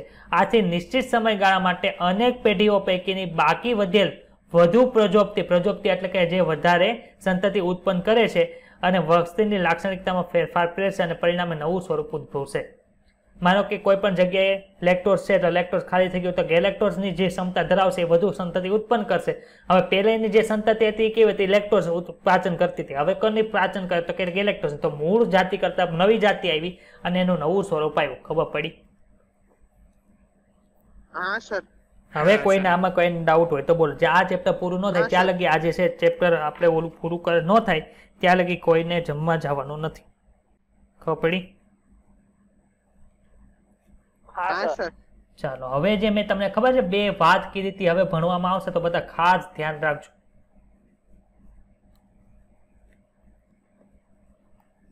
સ્વરૂપ પ્રકાર આપણે વાત કરતા હતા. સ્વરૂપ પ્રકાર કોને કહેવાય? કે જે આપણને બતાવીએ. એ 2 દ્વારા ચેન્જ થાય. કાં તો વિકૃતિ આવે તો, કાં તો ભિન્નતા આવે તો. સર ભિન્નતા અને વિકૃતિની અંદર શું થાય તો કે ભિન્નતા કોને લીધે આવતી હતી ભાઈ? પુનઃસંયોજન ને સહલગ્નતા ભણ્યા. પુનઃસંયોજન થતું તો એને લીધે આપણને સ્વરૂપ પ્રકાર નવું જોવા મળતું હતું. તો એ ફિક્સ છે, એ થાય જ. ક્યારે થાય તો કે જ્યારે વ્યતિકરણ થાય ત્યારે. તો ભિન્નતા કોને લીધે આવે છે ભાઈ? વ્યતિકરણ લીધે આવે છે. જ્યારે વિકૃતિ છે એ કેવી છે? તમને ખબર છે તમારું ડીએનએ ક્યારે તૂટી જાય ને ક્યારે મ્યુટેશન થાય ખબર હોય? તો કે એ તો કઈ ખબર ન હોય. તો વધારે આલ્ફા કિરણો પડ્યા હોય, બીટા કિરણ, ગામા, એક્સ-રે વધારે કરાય હોય તો થાય. સૂર્યપ્રકાશમાં બહુ રખડતા હોય, તલકે રખડવા જવાનો બહુ શોખ હોય તો થાય. તો મ્યુટેશન છે એ ક્યારે પણ આપણને ફિક્સ હોતું નથી. આ બે વસ્તુ જો હમણાં ભણશું આપણે. તો કે ભિન્નતાનો ઉદ્ભવ છે શું? આપણને ખબર છે ઉદ્વિકાસ ક્યારે થાય તો કે કાં તો ભિન્નતા આવશે તો થાય, કાં તો વિકૃતિ આવશે તો થાય. બે માંથી એક આવશે તો જ તે મૂળ જાતિ કરતા નવું સ્વરૂપ પ્રકાર આવશે કે નહીં આવે? ખબર પડી બધાને? તેમ છતાં મેન્ડલને વારસાગમન થઈ શકે તેવા કારકોના વિષયમાં જાણ કરેલી કે તેઓ સ્વરૂપ પ્રકાર પણ અસર કરે છે. ડાર્વિન આ બાબતને અવગણી શકે કે આ બાબત પર મૌન રહ્યા છે. હવે જો આપણને ખબર છે કે મેન્ડલને પણ નવી વસ્તુ મળી હતી, પણ નવી વસ્તુ એમને દર્શાવી નહીં હોય. શું કામે? જો દર્શાવી હશે તો પોતાના કાર્ય ઉપર તો કોઈ ધ્યાન આપતું નહોતું. હવે આવી નવી નવી વસ્તુ એ કે તો એના ઉપર કોઈ ધ્યાન હચોડું નહીં. આપણને ખબર છે મેન્ડલના કાર્યની શોધ ઉપર કોઈ બધા રિસર્ચ ક્યારે થયું? 1900ની સાલમાં થયું હતું. ખબર છે બધાને? હા સર. જો ત્યારે તેમણે જો આ બીજી ભિન્નતા આવે છે, આપણે જોઈતી ભિન્નતા કેમાં જોઈતી તો કે પ્રાઇમ રોઝમાં એટલે શ્વાન પુષ્પમાં જોઈતી, સ્નેપડ્રેગનમાં. પછી બીજા કેમાં જોઈતી તો કે આપણા બ્લડ ગ્રુપમાં. તો એવી કદાચ એમને વટાણાના છોડમાં પણ જોવા મળી હોત, પણ એમણે એ દર્શાવ્યું નહોતું. એટલે એ લખ્યું જો મૌન રહ્યા હશે. જો લખ્યું છે મૌન રહ્યા હશે. 20મી સદીના પ્રથમ દશકમાં હ્યુગો ધ વ્રીસ નામના વૈજ્ઞાનિક હતા. ધ વ્રીસ આવ્યા હતા, આપણને ખબર છે ને? ધ વ્રીસ ક્યાં આવ્યા હતા? ધ વ્રીસ ક્યાં આવ્યા હતા?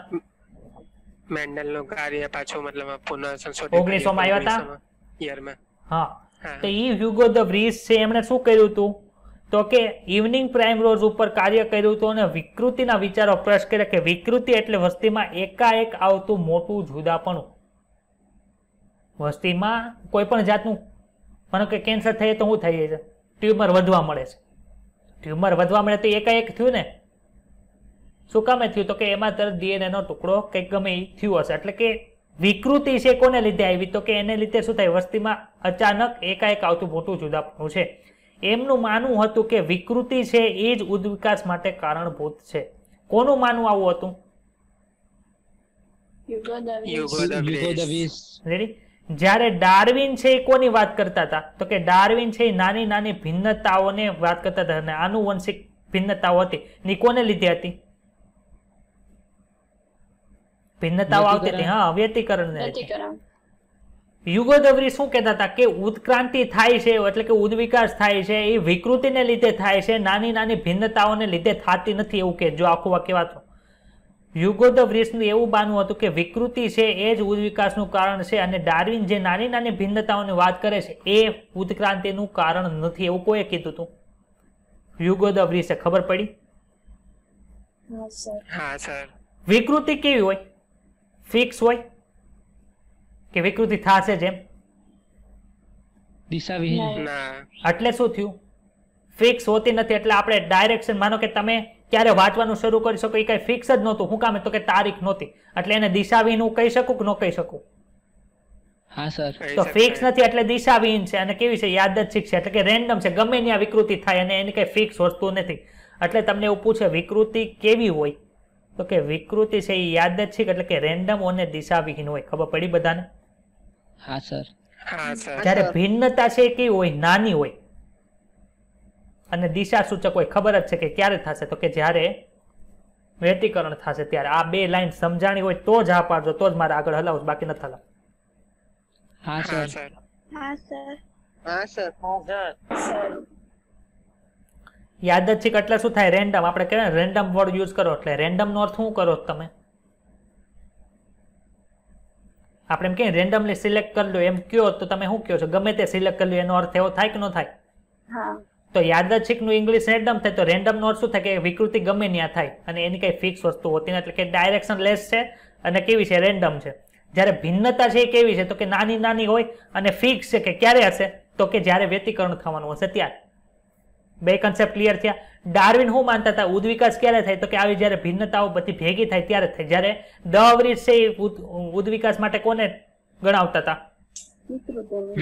વિકૃતિને. ક્લિયર થઈ ગયું એટલું? આ વસ્તુ લાઈનમાં બેહાડી દેજો. 2019 ની અંદર તમારે પેપર જોવું હોય તો જોઈ લેજો. એક પ્રશ્ન અહીંથી હતો ને એક પ્રશ્ન છે તે અહીંથી હતો. આ જે તમને ચાર્ટ બતાવી છે ને એમાંથી. તો આ ચાર્ટ તમને કાંઈ અત્યારે નહીં સમજાતો હોય પણ હમણાં આપણે સમજશું એટલે ખબર પડશે. તો એટલી વસ્તુ ખબર પડી? હા સર. ડાર્વિન માટે ઉદ્વિકાસ એક ક્રમબદ્ધ પ્રક્રિયા છે. શું કામ ક્રમબદ્ધ? તો કે ભિન્નતા છે વ્યતિકરણ લીધે આવતી જાય એને લીધે ઉદ્વિકાસ એક ક્રમબદ્ધ પ્રક્રિયા છે ડાર્વિન માટે. જ્યારે દ-વૃષ છે શું માનતા હતા તો કે દ-વૃષ છે વિકૃતિને જ તે જાતિ નિર્માણનું એટલે કે નવી નવી જાતિ બને એટલે કે નવો નવો ઉદ્વિકાસ થાય એને માટેનું કરતા, જેને તેમને સેલ્ટેશન એટલે કે મોટી વિકૃતિનું એક પગલું તરીકે બતાવ્યું. મોટી વિકૃતિનું એક પગલું એટલે એને સેલ્ટેશન કહે, એટલે કે બહુ મોટી વિકૃતિ થાય એને લીધે નવી જાતિ બની ગઈ એવું દ-વૃષ માનતા હતા અને એને સેલ્ટેશન શબ્દ આપ્યો. પાછળ જતા વસ્તી જનીન વિદ્યાના અભ્યાસ પરથી કેટલીક નવી સ્પષ્ટતા રજૂ થઈ કે કોણ છે ભિન્નતાને લીધે થાય છે કે પછી વિકૃતિને લીધે થાય છે. એ બધું પાછળથી જ્યારે બધા જીન કલેક્ટ કર્યા એના આધાર પછી નવી સ્પષ્ટતા રજૂ થાય. તો અહીંયા સુધી કોઈને કાંઈ પણ ડાઉટ હોય તો બોલી જાઓ. ના સર. ચાલો હવે આપણે ભણવાનું છે હાર્ડી વેનબર્ગનો સિદ્ધાંત. હાર્ડી વેનબર્ગનો સિદ્ધાંત લાગુ ક્યાં પડે અને આ કેવા શું ભાગે છે એ જોઈએ. વૈકલ્પિક સ્વરૂપો કોને કહેવાય? વૈકલ્પિક સ્વરૂપો છે એ કોને કહેવાય તો કે આપણે સર ચેપ્ટર નંબર 5 માં એવું ભણી ગયા કે જેને આપણે એલિલ્સ કહેતા હતા એને શું કહેવાય? વૈકલ્પિક સ્વરૂપો કહેવાય. એલિલ્સ કોને કહેવાય તો કે એક જનીનના એક કરતા વધુ સ્વરૂપ પ્રકારો આપણને જોવા મળે એને એલિલ્સ કહેવાય. ઊંચું છે નીચું છે બે અલગ અલગ એલિલ દ્વારા આપણે રજૂ થતા હોય આવું ભણી ગયા છીએ આપણે. ક્લિયર એટલી વસ્તુ? હા સર. અને જનીનના સ્થાન એટલે કે વૈકલ્પિક સ્વરૂપને બીજું નામ શું આપ્યું? જનીનના સ્થાન આપ્યા. એની આવૃત્તિ શોધી શકાય. આવૃત્તિ એટલે શું સમજવાનું? માનો કે કોઈ પણ જનીન છે એ જનીનને તમે એ વડે દર્શાવો છો અને એ છે એનું વૈકલ્પિક સ્વરૂપ શું છે? બી. ખબર પડી? આપણે એમાં શું ભણતા તો કે કેપિટલ એ અને સ્મોલ એ દર્શાવતા હતા. કેમાં એવું દર્શાવતા હતા તો કે ચેપ્ટર નંબર 5. યાદ આવે છે આવું બધું? હા સર. ચાલો ચલો કેપિટલ એ અને સ્મોલ એ બંને શું છે તો કે એક લક્ષણના વૈકલ્પિક કારકો. ખબર પડી? એ પ્રભાવીપણા માટે એ પ્રશ્ન. હવે તમે શું કરો છો? તમે એક વસ્તીનું નિરીક્ષણ કરો છો. એમાંથી બધાના તમે જનીન કલેક્ટ કરો છો અને કેટલાની અંદર કેપિટલ એ વાળું છે જનીન, કેટલાની અંદર સ્મોલ એ વાળું છે એનું તમે શું કરો છો તો કે એનું તમે નિરીક્ષણ કરો છો. તો એનું પ્રમાણ ધારો કે સ્મોલ પી છે અને સ્મોલ એનું પ્રમાણ ધારો કે સ્મોલ ક્યુ છે. આવું તમને મળ્યું. એટલે કે કેપિટલ અરે સ્મોલ પી ને સ્મોલ ક્યુ છે એ શું હશે? કોઈ પણ જાતની સંખ્યા હશે. ખબર પડી? તો કેટલાક વ્યક્તિની અંદર આવું હશે? હોય કે ન હોય કે? કેટલાક વ્યક્તિની અંદર આવું હશે અને કેટલાક વ્યક્તિની અંદર આવું હશે. મને ને જીનોટાઈપ દ્વિકીય કોષ હોય તો આવું. હા સર. તો આમાં તમે આવું લખી શકો? આની આવૃત્તિ આ, આની આવૃત્તિ આ અને આની આવૃત્તિ આવું લખી શકો કે ન લખી શકો? ઉભા રહો, મારી પાછળ આવી ગયો હશે. હવે બતાવું. તો આનું પ્રમાણ શું થાય તો કે p² + 2pq + q² = 1 થાય. આની ઉપરથી દાખલા પૂછાય છે. કેવા દાખલા પૂછાય આપણે પ્રેક્ટિસ કરશું પછી, પરંતુ આવું તમને પૂછે p + q આખાનો સ્ક્વેર = 1 હોય તો p² + 2pq + q² = 1 થાય. આ સૂત્ર યાદ રાખજો. કાંઈ નથી, ગણિતનું સૂત્ર છે.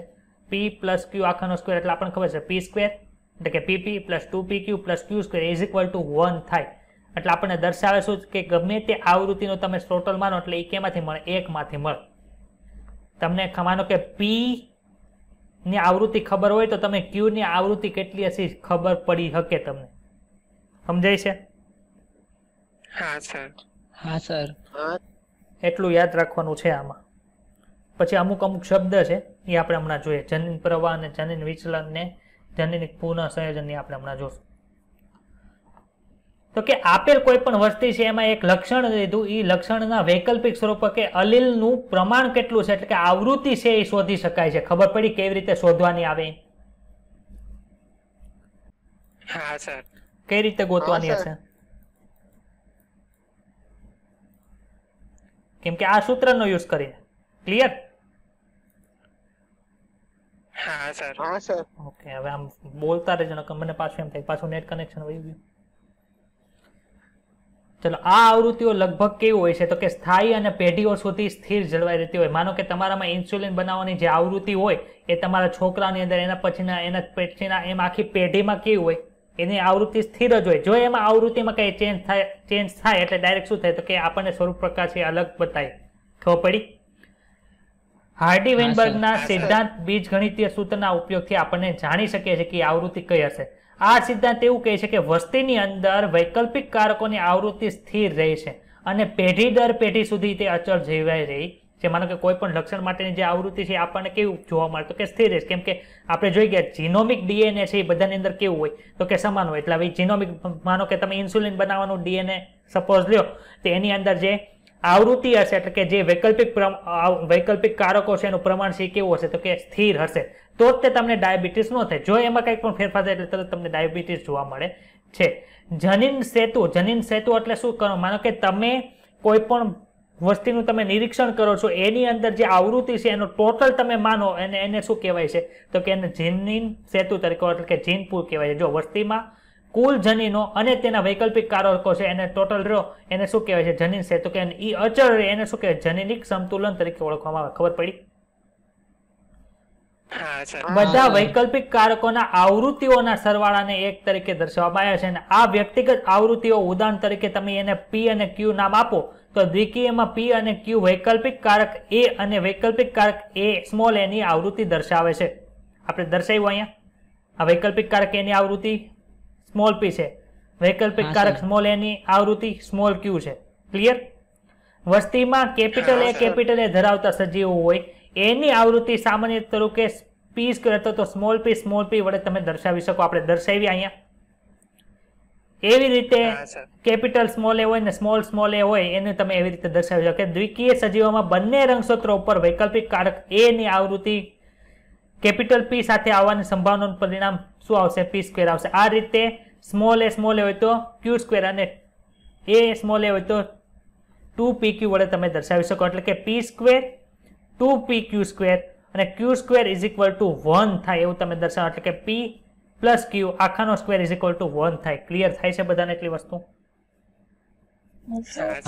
માનો કે તમે આ કયો p પ્લસ ક્યુ આખાનો સ્ક્વેર ઇઝ ઇક્વલ ટુ 1 લ્યો. હવે તમે p પ્લસ ક્યુ ગોતવું હોય તો p પ્લસ ક્યુ આનો વર્ગમૂળ છે, આનું વર્ગમૂળ કાઢો અને સામેની બાજુ વર્ગમૂળ 1 કાઢો તમને શું મળે? p plus Q is equal to 1 મળે. આ ખબર પડી બધાને?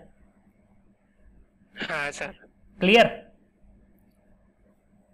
હા સર. જ્યારે માપવામાં આવતી આવૃત્તિ અપેક્ષિત મૂલ્યથી ભિન્ન હોય, માનો કે તમે કોઈ પણ વસ્તુની તમે ગણતરી કરીને ઇન્સ્યુલિનની આવૃત્તિ તમને આ મળે છે, પછી તમે જ્યારે કોઈ બીજી વસ્તુનું તમે મૂલ્યાંકન કરો ત્યારે તમને સ્પેશિયલ જનીનની આવૃત્તિ તમને અલગ મળે તો એ તમને શું ખબર પડે કે તેમાં આવૃત્તિ છે એ કોઈ પણ પર્ટિક્યુલર જીનની અલગ છે એટલે એનો ખબર પડી જાય કે એની અંદર ભિન્નતા રહેલી છે. ખબર પડી? અને ભિન્નતા શું કામ તો કે ઉદ્વિકાસ થયો એને લીધે. તો કે જ્યારે તમે માપવામાં આવૃત્તિ જે અપેક્ષિત મૂલ્ય તમે જે રેન્ડમ તમને જે સ્પેસિફિક તમને એ મૂલ્ય મળતું એના કરતાં તમને અલગ મળે, ભિન્ન મળે એટલે એને શું થયું કે આ જુદાપણું છે ઉદ્વિકાસીય ફેરફારની વ્યાપકતા દર્શાવે છે. જનીનિક સમતુલા અથવા તો હાર્ડી વેનબર્ગ સમતુલામાં ખલેલ થાય એટલે કે જે સ્પેસિફિક મૂલ્ય જે છે જનીનના આવૃત્તિનું એમાં કોઈ પણ જાતનો ફેરફાર થાય એટલે કે એક વસ્તીમાં વૈકલ્પિક કારકોની આવૃત્તિમાં ફેરફારના પરિણામ સ્વરૂપે ઉદ્વિકાસ થાય છે એવું અર્થઘટન થયું. એટલે કે તમે એક વસ્તીની અંદર આવૃત્તિ માની આવ્યા એ આવૃત્તિનું જે સ્પેસિફિક મૂલ્ય છે જે અચળ જળવાઈ રહી છે એને શું કીધું? તમે જનીનિક સમતુલન કીધું. હવે જ્યારે જનીનિક સંતુલન તમે કોઈ પણ વસ્તુનું માપો ને તમને એની કરતા ચેન્જ થયું હોય તો ત્યારે તમને એવું અનુમાન લગાવી શકો કે એમાં ઉદ્વિકાસ થયો. ક્લિયર? હા સર. ચાલો, 5 ઘટકો હાર્ડી વેનબર્ગ સમતુલાને અસર કરતા તરીકે ઓળખાય. એટલે કે તમને હાર્ડી વેનબર્ગ સમતુલા છે એમાં તમને અલગ જોવા મળે તો એ હુકામે જોવા મળે એનું કીધું છે. તો કે તેઓ સ્થળાંતરણ અથવા તો જનીન પ્રવાહ એટલે શું? માનો કે એક વસ્તી છે એમાં જનીન તમને જોવા મળે ને તમે શું કીધું તું? જનીન પુલ કીધું તું. જીન પુલ એટલે કે કોઈ સ્પેસિફિક નિશ્ચિત આવૃત્તિનું મૂલ્ય ક્યારે ચેન્જ થાય? તો કે આમાંથી અમુક જણા છે બીજી વસ્તીની અંદર વયા ગયા તો ચેન્જ થાય કે ન થાય? તો આમાંથી જે માણસો આમાં વયા ગયા એને લીધે જે આવૃત્તિનો ફેરફાર થયો એને તમે શું કહો છો? તો કે એને જનીન સ્થળાંતર અથવા તો જનીન પ્રવાહ કહેવાય. ખબર પડી? બીજું કયું છે? જનીનિક વિચલન. જનીનિક વિચલન એટલે શું? તો કે ડ્રીપ છે એ જો અહીં નીચે ભણવાના છે આપણે. પછી વિકૃતિ આપણે ભણી ગયા. અચાનક કઈ પણ જાતનો ફેરફાર એને વિકૃતિ થાય. એને લીધે શું થાય? તો કે જે આપણું આવૃત્તિનું મૂલ્ય હતું એ ફેરફાર થઈ જાય. માનો કે તમે એ છે એને શું કહેતા? પ્રભાવિક પ્રચ્છન્ન કહેતા હતા. પ્રભાવી કહેતા હતા. હવે આનું મૂલ્ય માનો કે 100, માનો કે 99 છે. હવે શું થયું? તો કે તમારા ડીએનએ ની અંદર કઈ બહુ યુવી રે પડ્યા એટલે શું થયું? આ જે એ હતું એ પ્રભાવી શું કામ હતું? તો કે એ પ્રોટીનનું નિદર્શન કે ગમે નિદર્શન કરતું. હવે એની અંદર શું થયું? તો કે માનો કે કોઈ ન્યુક્લિયોટાઇડનો જે ફેરફાર છે એ ફેરફાર થઈ ગયો. એને લીધે શું થયું? કે પ્રોટીનનું જે ફેરફાર બનાવતું હતું એ બનાવવા ન મળ્યો એટલે એ પ્રભાવીમાંથી શું થઈ ગયું? પ્રચ્છન્ન થઈ ગયો. એટલે એને આમ દર્શાવવું પડે પછી તમારે. તો આવૃત્તિની અંદર ફેરફાર થયો કે ન થયો? કોને લીધે થયું? તો કે વિકૃતિને લીધે. ખબર પડી બધાને?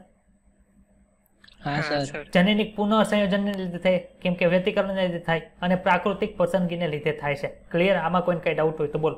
જનીનિક ટ્રીપ છે એ આપણે જો અહીં નીચે ભણવાનું છે. ક્લિયર? જ્યારે વસ્તીના કોઈ પણ ભાગનું અન્ય ભાગની વસ્તીમાં સ્થળાંતરણ થાય છે ત્યારે મૂળભૂત અને નવી વસ્તીની જનીન આવૃત્તિમાં ફેરફાર થાય છે. એને શું કીધું? જનીન પ્રવાહ કીધું આપણે. નવા જનીનો અથવા તો વૈકલ્પિક કારકો નવી વસ્તીમાં ઉમેરાય છે અને જૂની વસ્તીમાંથી દૂર થાય છે. જો જનીનિક સ્થળાંતરણ વારંવાર થતું હોય તો એને જનીન પ્રવાહ કહેવાય. એ આપણે ઉપર ભણી ગયા. આ સમાન ફેરફારો જો તક દ્વારા પ્રાપ્ત થતા હોય તો તેને જનીનિક વિચલન અથવા તો જનીનિક દ્વીપ તરીકે ઓળખવામાં આવે. ઓલાને તક મળી હતી ને, કોને તક મળી હતી? તો કે આપણે 2 બેક્ટેરિયા લીધા હતા. એકની અંદર આપણે શું નાખી દીધું હતું?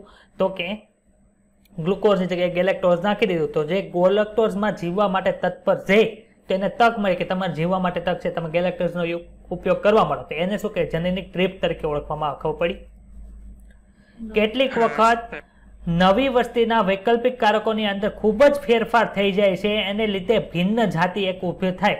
તો આને શું કહે? તો કે મૂળભૂત વિચલનથી જે નવી જાતિ બની છે એને આખી જે અસર થઈ એને સ્થાપક અસર કહેવાય. અને જેમાંથી નવી જાતિ બને છે એને શું કહેવાય છે? સ્થાપક જાતિ તરીકે ઓળખવામાં આવે. એટલે કે જે વસ્તીમાંથી નવી વસ્તી બને એને સ્થાપક વસ્તી તરીકે ઓળખવામાં આવે. ક્લિયર બધાને એટલું? સૂક્ષ્મ જીવો પરના પ્રયોગો દર્શાવે છે કે પૂર્વ અસ્તિત્વ ધરાવતી લાભકારી વિકૃતિઓ જ્યારે પસંદગી પામે ત્યારે તેના પરિણામ સ્વરૂપે નવા સ્વરૂપ પ્રકારો જોવા મળે છે. માનો કે આ બેક્ટેરિયા છે, બીજું બેક્ટેરિયા છે, ત્રીજું બેક્ટેરિયા છે. તો આમાં શું થાય? બધા વિકૃતિ પામવા મળશે. શું કામ? તો કે એને ગેલેક્ટોઝમાં જીવવું છે. તો આમાંથી બધા તો પોતાના જનીનની અંદર ફેરફાર કરવા મળે, પણ એમાં એવું થાય કે જે જનીનની અંદર ફેરફાર નથી કરવાનો એમાં વિકૃતિ એ લોકો લઈ આવે. અને લીધે શું થાય? તો માનો કે આ બેક્ટેરિયામાં કોઈક જરૂરી જન છે એમાં ફેરફાર કર્યો એટલે મરી ગયું. આ બેક્ટેરિયા છે એમાં જરૂરી જનની અંદર ફેરફાર થઈ ગયો એટલે મરી ગયું. પરંતુ આ બેક્ટેરિયાની અંદર શું થયું? કે ગ્લુકોઝમાંથી ગેલેક્ટોઝનું પાચન કરવા માટે કંઈક ફેરફાર કરવા માટે સક્ષમ રહ્યો. એટલે કે આ વિકૃતિ થઈ. કેવી વિકૃતિ થઈ? તો કે આ વિકૃતિ છે લાભકારી વિકૃતિ થઈ. ખબર પડી? અને આ લાભકારી વિકૃતિ છે પસંદગી પામી એને લીધે છે નવું સ્વરૂપ પ્રકાર કે જે ગ્લુકોઝનું પાચન કરતો એ ગેલેક્ટોઝના પાચન કરવા માટે સક્ષમ થઈ ગયો. ક્લિયર? હા સર. કેટલીક પેઢી પછી તે જાતિ નિર્માણનો પરિણમે છે. નવી જાતિ બની ગઈ ગેલેક્ટોઝનું પાચન કરતી.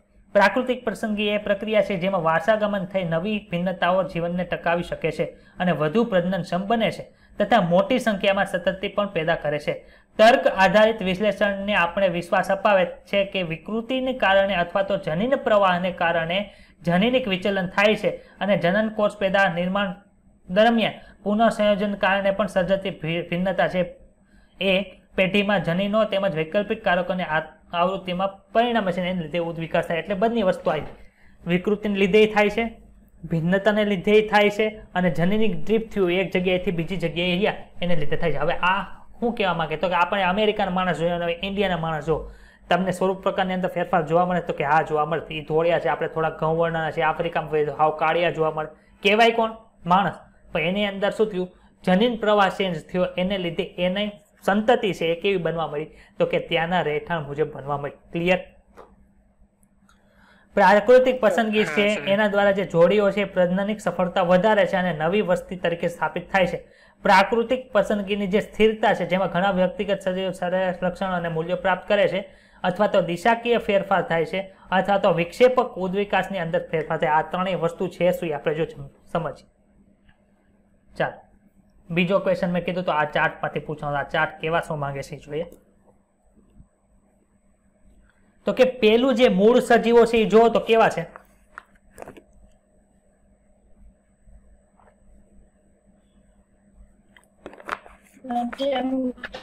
મધ્યમ કદના.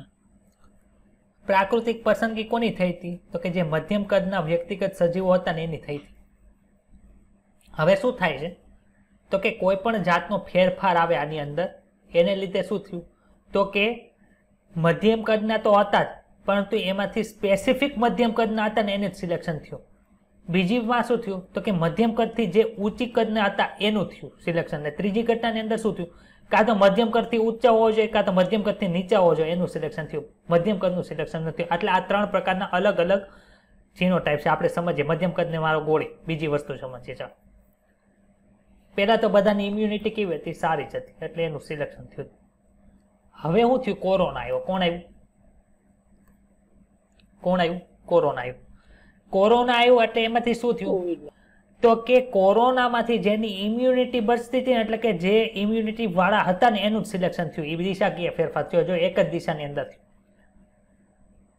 ડેલ્ટા વાયરસ આવ્યો એટલે શું થયું તો કે નાના બાળકો જે માનો કે એવું હતું કે જે નાના બાળક એને કઈ અસર કરતું નતું. મોટા ભાગે જે યુવા વધતા ને એને આપણે જે સેકન્ડ વેવમાં જોયું હતું યાદ આવે છે બધાને? સેકન્ડ વેવ વધારે યુવાન હતા એ બધા મરી ગયા હતા.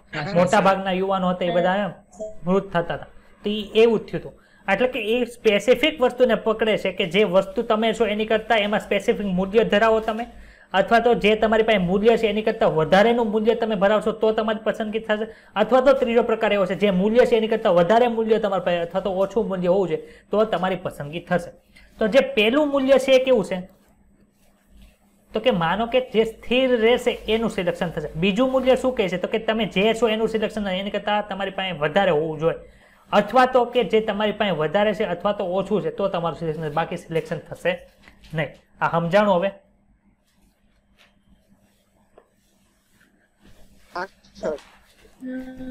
2019 નું પેપર સર્ચ કરજો. એમાં છે ને એક વજન વાળો દાખલો હશે કે નવજાત શિશુ છે એનું એક વજન સ્પેસિફિક આપ્યું છે. હવે એમાં શું કહે છે તો કે જેનું વજન આની કરતા વધારે હશે એ જ વ્યક્તિ જીવશે. તો નીચેનામાંથી ક્યુ એમાં વિકાસ જોવા મળશે? માનો કે બાળક છે એનો વજન સરેરાશ કેટલો છે? માનો કે 4.5 kg રાખો. 6 મહિનાનું બાળક છે, 6 month old. હવે એમાં એમ કહે છે કે જેનો વજન 7 kg છે એ જ બધા બાળકો જીવે છે બાકી બધા મૃત થઈ જાય. તો એમાં ક્યુ આવે? એ આવે છે, બી આવે છે કે સી આવે છે? એ વિચારો. બધાને પર્ટિક્યુલર નામ લઈને પૂછું છું કોની વિચાર ક્ષમતા સારી છે. પેલા કોણ જીવતા હતા? જેનું વજન 4.5 kg હતું એ જીવતા હતા. હવે કોણ જીવવા મળ્યા તો કે 7 kg. એટલે કે સરેરાશ મૂલ્ય એનું વધી ગયું એવું ખાલી કેમાં જોવા મળે તમને? જોવો તો એમાં, બીમાં, સીમાં?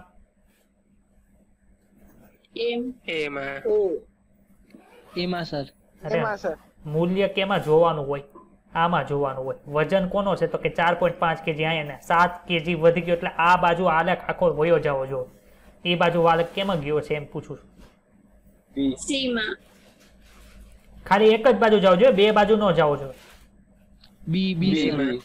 ખબર પડી? તો આમાં ક્યાં પણ જે દિશા સૂચક જે આલેખ છે ને એ જોવા મળે છે. સમજાય છે આ કન્સેપ્ટ આખો? હા સર. એકવાર તારે સમજાવો ને. તમને એવું પૂછ્યું છે કે પેલા બાળકો 4.5 kg વજન વાળો હતા એ જ જીવતા હતા પણ હવે એવી જનરેશન આવી કે જેમાં એનું વજન છે એ 7 kg હોય એ જીવે છે. એટલે 4.5 kg થી એનું વજન કેટલું થઈ ગયું? 7 kg વાળું થઈ ગયું. તો વજનનું આખું મહત્વ છે એ વધતું જાય છે. એટલે વધેલું વજન વાળું આલેખ ક્યાં છે? તો કે આ વજન માનો કે અહીંયા 4.5 kg વાળા છે એ બધા જીવે છે. હવે જીવે છે ક્યાં વધારે? તો કે 7 kg વાળા જીવે છે. એટલે આખો આલેખ છે એ કે બાજુ મૂવ થઈ ગયો? તો કે જમણી બાજુ મૂવ થયો. તો જમણી બાજુ મૂવ થયેલો આલેખ તમને કેમાં જોવા મળે છે? આમ જો અહીંયા શું લખ્યું છે? y અક્ષ ઉપર શું છે? વ્યક્તિગત સંખ્યા છે. એટલે 4.5 kg પેલા હતા એ વધારે અહીંયા જોવા મળતા હતા. હવે શું થયું? તો કે 7.7 kg વાળા જો એટલે આખું શિખર છે એ જમણી બાજુ વહી ગયું. એટલે કે જે 7 kg વાળા છે એ જ વધારે જીવે છે, બાકી બધા મરી જાય છે. એટલે શિખર આખું એક બાજુ ખસી ગયું. એટલે એ દિશા સૂચક જે છે એ જોવા મળે. ક્લિયર? હા સર. ચાલો હવે આપણે આગળની થિયરી. ઉચ્ચ વિકાસનો સંક્ષિપ્ત અહેવાલ, અ બ્રીફ એકાઉન્ટ ઓફ ઇવોલ્યુશન. શું થયું? તો કે 2000 મિલિયન વર્ષ પહેલા, એટલે કે 2MY આવું લખવાનું. એટલે તમને યાદ રહી જાય, આવો ચાર્ટ બનાવજો. શું થયું હતું કે કોષીય જીવન છે પૃથ્વી પર જોવા મળ્યું હતું. પૃથ્વી કેટલા વર્ષો પહેલા બની ભાઈ? બિલિયન વર્ષ પહેલા.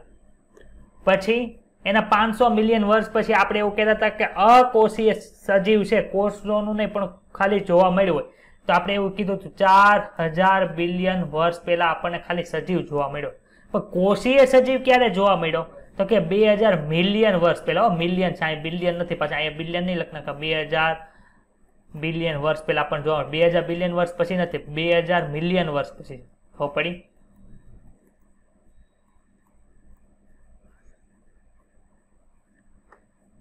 મહાઅણુઓના જોડાવાથી મહાઅણુઓ ધરાવતા અકોષી સમૂહો અને તેમાંથી રસ્તર એટલે કોષરસ પટલ ધરાવતો કોષો કેવી રીતે નિર્માણ પામ્યો એ આપણે જાણી શક્યા નથી. કેટલાક કોષો છે એ O2 મુક્ત કરવાની ક્ષમતા ધરાવતા હતા. આ પ્રક્રિયા પ્રકાશ સંશ્લેષણમાં થતી પ્રકાશ પ્રક્રિયાના તબક્કા જેવી હતી. પ્રકાશ સંશ્લેષણની અંદર 2 તબક્કા, પ્રકાશ પ્રક્રિયા અને અંધકાર પ્રક્રિયા છે. ચેપ્ટર નંબર 13 ની અંદર ભણશું. પણ એમાંથી જે પ્રકાશ પ્રક્રિયા દરમિયાન ઓક્સિજન છે પાણીના વિઘટનથી નિર્માણ પામતું હતું એના જેવું આ ત્યારે થયું હતું. જો એટલે કે પાણીના અણુની વિયોજન પ્રક્રિયા સૂર્યપ્રકાશના ગ્રહણ કરવાથી થાય છે. યોગ્ય ક્રમિક પ્રકાશગ્રાહી રંજક દ્રવ્યો દ્વારા તેના વહન થવાથી થતી હતી. ધીમે ધીમે એક કોષીય સજીવો છે એ બહુકોષીય સ્વરૂપમાં અસ્તિત્વ ધરાવતા થયા. 500 મિલિયન વર્ષ અગાઉ, એટલે કે 500 MY અપૃષ્ઠવંશીઓ ઉત્પન્ન થયા અને સક્રિય થયા. ક્યારે અપૃષ્ઠવંશીઓ આવ્યા? બોલો તો. રેડી? કોણ આવ્યું? અપૃષ્ઠવંશી આવ્યા. આપણે પૃષ્ઠવંશીમાં આવે કે અપૃષ્ઠવંશીમાં આવીએ? ખબર પડી? પછી 500 મિલિયન યર અગો અપૃષ્ઠવંશી આવ્યા. પછી શું થયું હતું? તો કે લગભગ 350 વર્ષ પહેલા, 350 મિલિયન યર અગો શું મળ્યું? તો કે જડબાવિહીન માછલી ઉત્પન્ન થઈ. આપણે આખો ક્રમ જોઈએ છે ને કે પેલા અપૃષ્ઠવંશીના બધા આવ્યા ગયા, નુપુરક ને સંધિપાદ ને એ બધા અપૃષ્ઠવંશીની અંદર આવ્યા હતા. પછી પૃષ્ઠવંશીની અંદર આપણે શીર્ષ મેરુદંડ ને એ બધું આપણે જોયું હતું ને એની અંદર આપણે પાછા જોયા હતા કે પેલા જડબાવિહીન માછલી આવી, પછી હનુધારી માછલીની અંદર કાસ્થી મત્સ્ય ને અસ્થિ મત્સ્ય ને એવું બધું જોયા હતા. અને પછી પાછા સસ્તન વર્ગની અંદર નીચે આવ્યા હતા. યાદ આવે છે આવું? તો એ આખો ઉદ્વિકાસ જેમ જેમ થયો હશે ને એમ સસ્તન સૌથી લેટેસ્ટ છે તો એ હમણાં જ આવ્યું હશે.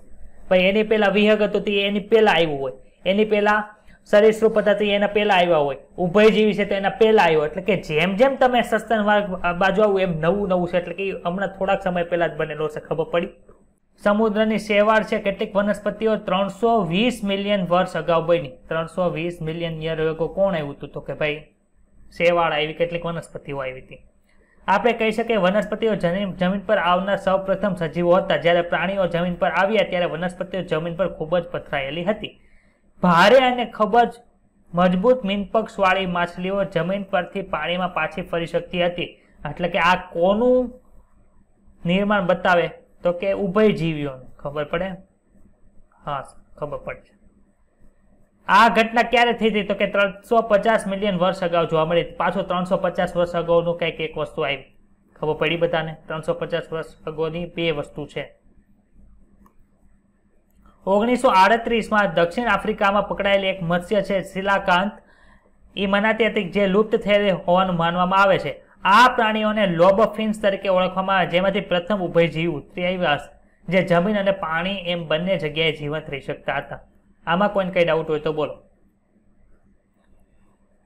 આમાંના જ કોઈક નમૂના આપણી પાસે બચ્યા નથી, એટલે કે અત્યારે કોઈ જીવંત નથી કે લુપ્ત થઈ ગયા હોય.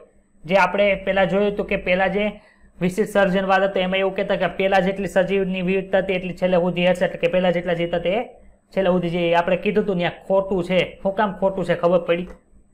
હાલના જે દેડકા છે અને સાલામાન્ડરના પૂર્વજો છે એ તે હતા. ઉભયજીવોમાંથી સરીસૃપ આવ્યા. તેઓ જાડા કવચવાળા ઈંડા મુકતા હતા, જે ઉભયજીવોના ઈંડાની માફક સૂર્યપ્રકાશમાં સુકાઈ જતા ન હતા. ઉભયજીવોના અંડા છે એ સૂર્યપ્રકાશની અંદર રીતે સુકાઈ જાય. એમાંથી લેટેસ્ટ વર્ઝન આવ્યું સરીસૃપ. સરીસૃપના જે ઈંડા છે એ ઉભયજીવોના ઊંડાની જેમ સૂર્યપ્રકાશની હાજરીમાં સુકાઈ જતા ન હતા. હાલના સમયે ફરી એકવાર આપણે કેવળ તેમના વંશજો કાચબા, કશ્યપ એટલે કે ટર્ટલને શું કહેવાય? કશ્યપ તરીકે કહીએ આપણે, પણ ટર્ટલ યાદ રાખજો. કાચબા એટલે ટોર્ટોઇસ. ખબર? ટર્ટલ અને ટોર્ટોઇસ બે એક નથી.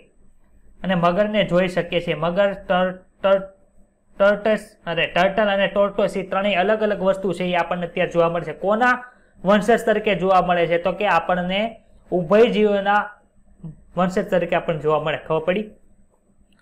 ત્યારબાદના 200 મિલિયન વર્ષ પહેલા, એટલે કે 200 મિલિયન યર્સ અગો, અથવા તો તે દરમિયાન ભિન્ન આકાર અને કદવાળા સરીસૃપો પૃથ્વી ઉપર પ્રભાવિત થયા હતા. ત્યારે કોણ કોણ હતું? તો કે વિશાળ ફર્ન્સ. ફર્ન્સ એટલે કોને કીધું હતું? ફર્ન કેમાં આવી હતી? ત્રિઅંગીની અંદર આવી હતી. તે બધા ધીરે ધીરે મૃત્યુ પામ્યા અને કોલસાના ભંડાર બની ગયા. કોલસો આપણને ક્યારે મળે? તો કે જમીનની અંદર ખોદો છો ત્યારે. તો આપણે એક થિયરી એવી ભણી ગયા કે જૈવ ભૂગોળ અથવા તો જૈવ સ્વરૂપ આપણને જોવા મળે છે એ ભૂસ્તરીય આયોજન આધારે એનું આપણે કેટલા વર્ષ પહેલા છે જાણી શકીએ છીએ. ખબર પડી? હું કામ આવું છું? તો કે નીચે જે ત્યારે જે સજીવો હતા એની ઉપર નવા સ્તર બનતા ગયા. એના આધારે એ જે સજીવો નીચે દબાઈ ગયા હતા એ બધા કોલસા બની ગયા. ક્લિયર?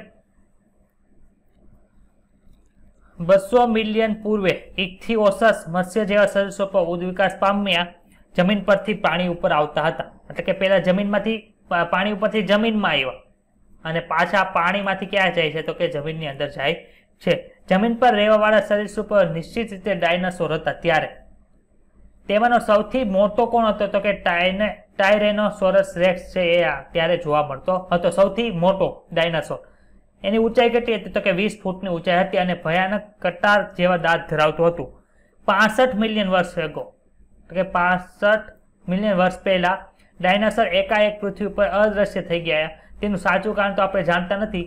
આબોકીય ફેરફારો તેઓને માર્યા હશે એવું લાગે છે. માનો કે જે પર્યાવરણની અંદર જીવતા હશે તો આપણે તો અત્યારે એવું જ માનીએ છીએ કે ઉપરથી કોઈક એવી ઉલ્કા આવીને એને લીધે બધા ડાયનાસોર મૃત થઈ ગયા.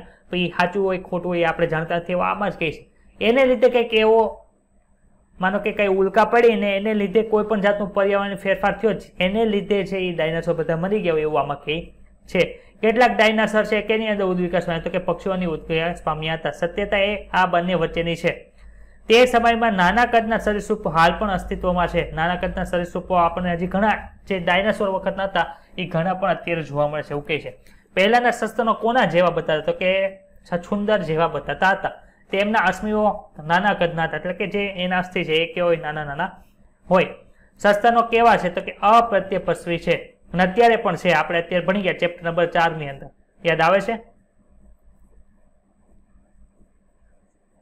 હવે તો ફાઇનલ એનું રિવિઝન ઘણાને થઈ ગયું હશે, કેમ કે આપણે ગયા બુધવારે એની ટેસ્ટ થઈ દીધી છે. એટલે તેમના ન જન્મના બાળને માતાના શરીરની અંદર સુરક્ષિત રાખાતા હતા.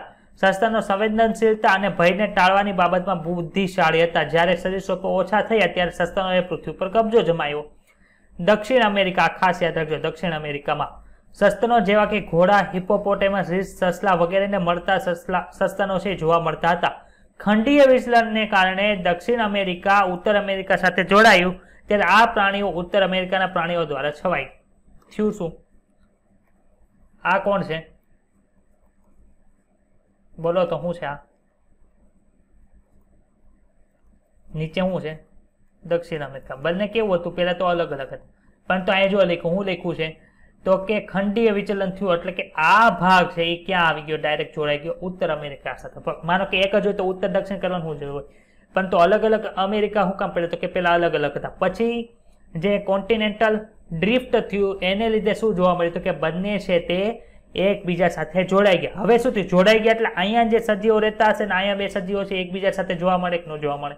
તો કે દક્ષિણ અમેરિકામાં જે સસ્તનો હતા એ કેનાથી થઈ ગયા? તો કે ઉત્તર અમેરિકામાં જે પ્રાણીઓ હતા એના દ્વારા થઈ ગયા. એટલે કે અહીંયા માનો કે એવા માંસાહારી પ્રાણીઓ ને એ બધા રહેતા હશે એને લીધે દક્ષિણ અમેરિકામાં જે પ્રાણીઓ હતા એના દ્વારા ખવાઈ ગયા. દક્ષિણ અમેરિકાની અંદર કોણ જોવા મળ્યું? તો કે ઉત્તર અમેરિકાના જે પ્રાણીઓ છે જોવા મળતા હતા. સમાન ખંડીય વિચલનને કારણે ઓસ્ટ્રેલિયામાં કોથળીધારી સસ્તનો છે એ ટકી રહે છે, કેમ કે અન્ય સસ્તનો સાથે એને સ્પર્ધા કરવી પડી નહીં. માનો કે આવું ઓસ્ટ્રેલિયા અંદર થયું ખંડીય વિચલન, પણ એમાં કાંઈ એવું જોવા મળ્યું નહીં. એમાં તો જે કોથળીધારી સસ્તનો હતા એ બધા રહ્યા. શું કામ? તો કે એ બધા છે ખોરાક માટે અલગ અલગ વસ્તુ ઉપર ડિપેન્ડન્ટ હતા, એટલે એની વચ્ચે સ્પર્ધા થઈ નહીં. ક્લિયર બધાને એટલી વસ્તુ? આપણે એ ભૂલી ન શકીએ કે કેટલાક સસ્તનો સંપૂર્ણ રીતે પ્રાણીમાં જીવે છે. પાણીમાં જીવતા સસ્તનોના ઉદાહરણ આપો. તો કે વેલ છે, ડોલ્ફિન છે, સીલ. વેલ ને ડોલ્ફિન આપણને ઘણી વખત સામાન્ય એક્ઝામ્પલની અંદર આવી ગયા હોય, પણ અહીંયા બે વસ્તુ યાદ રાખો ને, સીલ અને દરિયાઈ ગાય છે એ પણ પાણીમાં જીવતા સસ્તનો છે, જે તમને ખબર ન હોય તો એ યાદ રાખજો ખાસ. ઘોડા, હાથી, શ્વાનનો ઉદ્વિકાસ છે. ઉદ્વિકાસની એક વિશેષ કથા છે, તમે એનો અભ્યાસ આગળના ઉચ્ચ વર્ગમાં કરશો, પણ અમારે ડોક્ટર બનવું છે એટલે અમારે એ કંઈ અભ્યાસ કરવાની જરૂર નથી. માનવની ભાષાકીય કુશળતા અને સ્વચ્છ ચેતનાને આધારે માનવ ઉદ્વિકાસની ગાથા છે એ સૌથી રોચક છે, કેમ કે બુદ્ધિશાળી પ્રાણી છે, વિચારી શકે છે અને પોતાની રીતે પ્રગતિ કરી શકે છે. એટલે જીવન સ્વરૂપોનો ઉદ્વિકાસ ભૂસ્તરીય માપદંડ પર તેનો સમય કામચલાઉ ચિત્રરેખામાં આકૃતિમાં દર્શાવેલો છે. 7.9 અને 7.10 ની જે આકૃતિ છે તમારા ટેક્સ્ટબુક ની અંદર જોવો તો બધા બતાવી છે. બધાને આકૃતિ કેટલા ટેક્સ્ટબુક લઈને બેઠા છે એ મને કહો તો પેલા.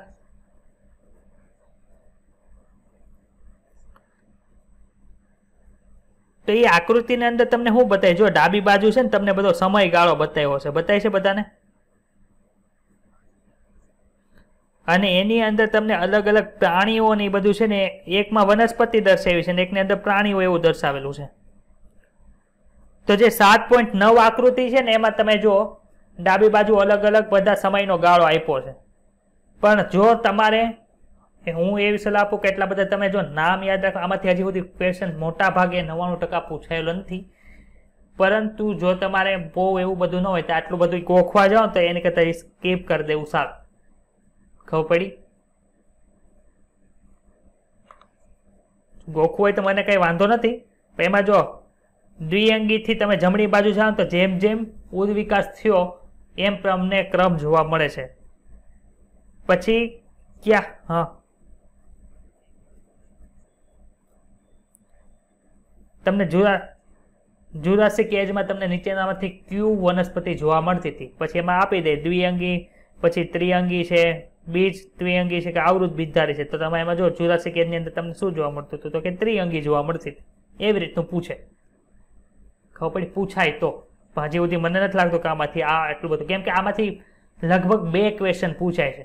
આ 2 ક્વેશ્ચન માટે એના સારા ટોપિક ક્યાં ક્યાં છે? તો માનવ ઉત્પત્તિ અને ઉદ્વિકાસમાંથી એક પૂછે, માણસનું ક્વેશ્ચન.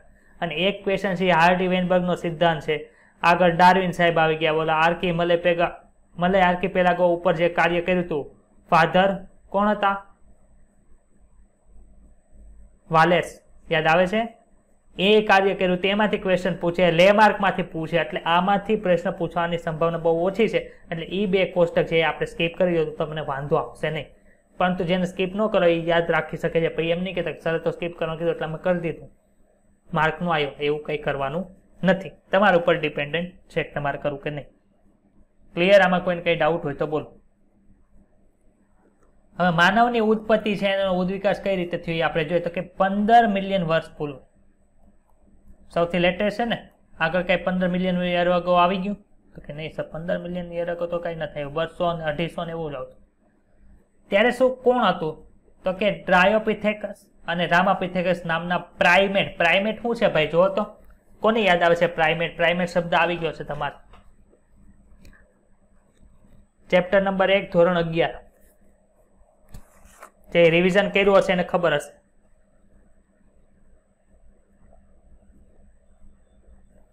હોમો સેપિયન્સ એનું કુળ કોણ હતું? તો હોમિનિડી. યાદ આવે છે? સસ્તન વર્ગના પ્રાણી છે. એની અંદર કયું આવે? તો કે પછી તે બીજું વર્ગીકરણ કર્યું હતું પ્રાઇમેટા અને કાર્નિવોરામાં વર્ગીકરણ કર્યું હતું. પ્રાઇમેટની અંદર કોણ આવતું તો ગિબ્બન ને એવું બધું આવતું. કાર્નિવોરાની અંદર આપણે પાછા વર્ગીકરણ કર્યા હતા કેનિડી ને ફેલિડી ને એની અંદર પાછું ફેલિસ આવ્યું હતું. ફેલિસની અંદર લિયો હતી, લિયો પેન્થેરા, લિયો પાર્ડસ ને એવું યાદ આવે છે, લિયો ટ્રાઇગિસ, એ બધું આવું. હવે જેટલું તમને આગળનો બેઝ ક્લિયર હોય ને એટલું તમને આ વધારે આવે. પ્રાઇમેટ છે એની કોમન વસ્તુ શું છે તો કે સસ્તનની હોય એ પ્રાઇમેટની અંદર આવે તો કે વાળવાળા હોય, તેમજ ગોરીલા અને ચિમ્પાન્જીની જેમ ચાલતા હતા. રામાપિથેક્સ વધુ માનવ જેવા બતાતા. કોણ બતાતું તો એ યાદ રાખજો. રામાપિથેક્સ ને ડ્રાયોપિથેક્સ એ એપ જેવા બતાતા. એપ એટલે કોણ? આ જે ગોરીલા અને ચિમ્પાન્જી છે. લેટેસ્ટ વર્ઝન કયું કહેવાય આમાંથી? ડ્રાયોપિથેક્સ ને રામાપિથેક્સ માંથી કયો તો જે માનવ જેવું બતાતું હોય. ક્લિયર?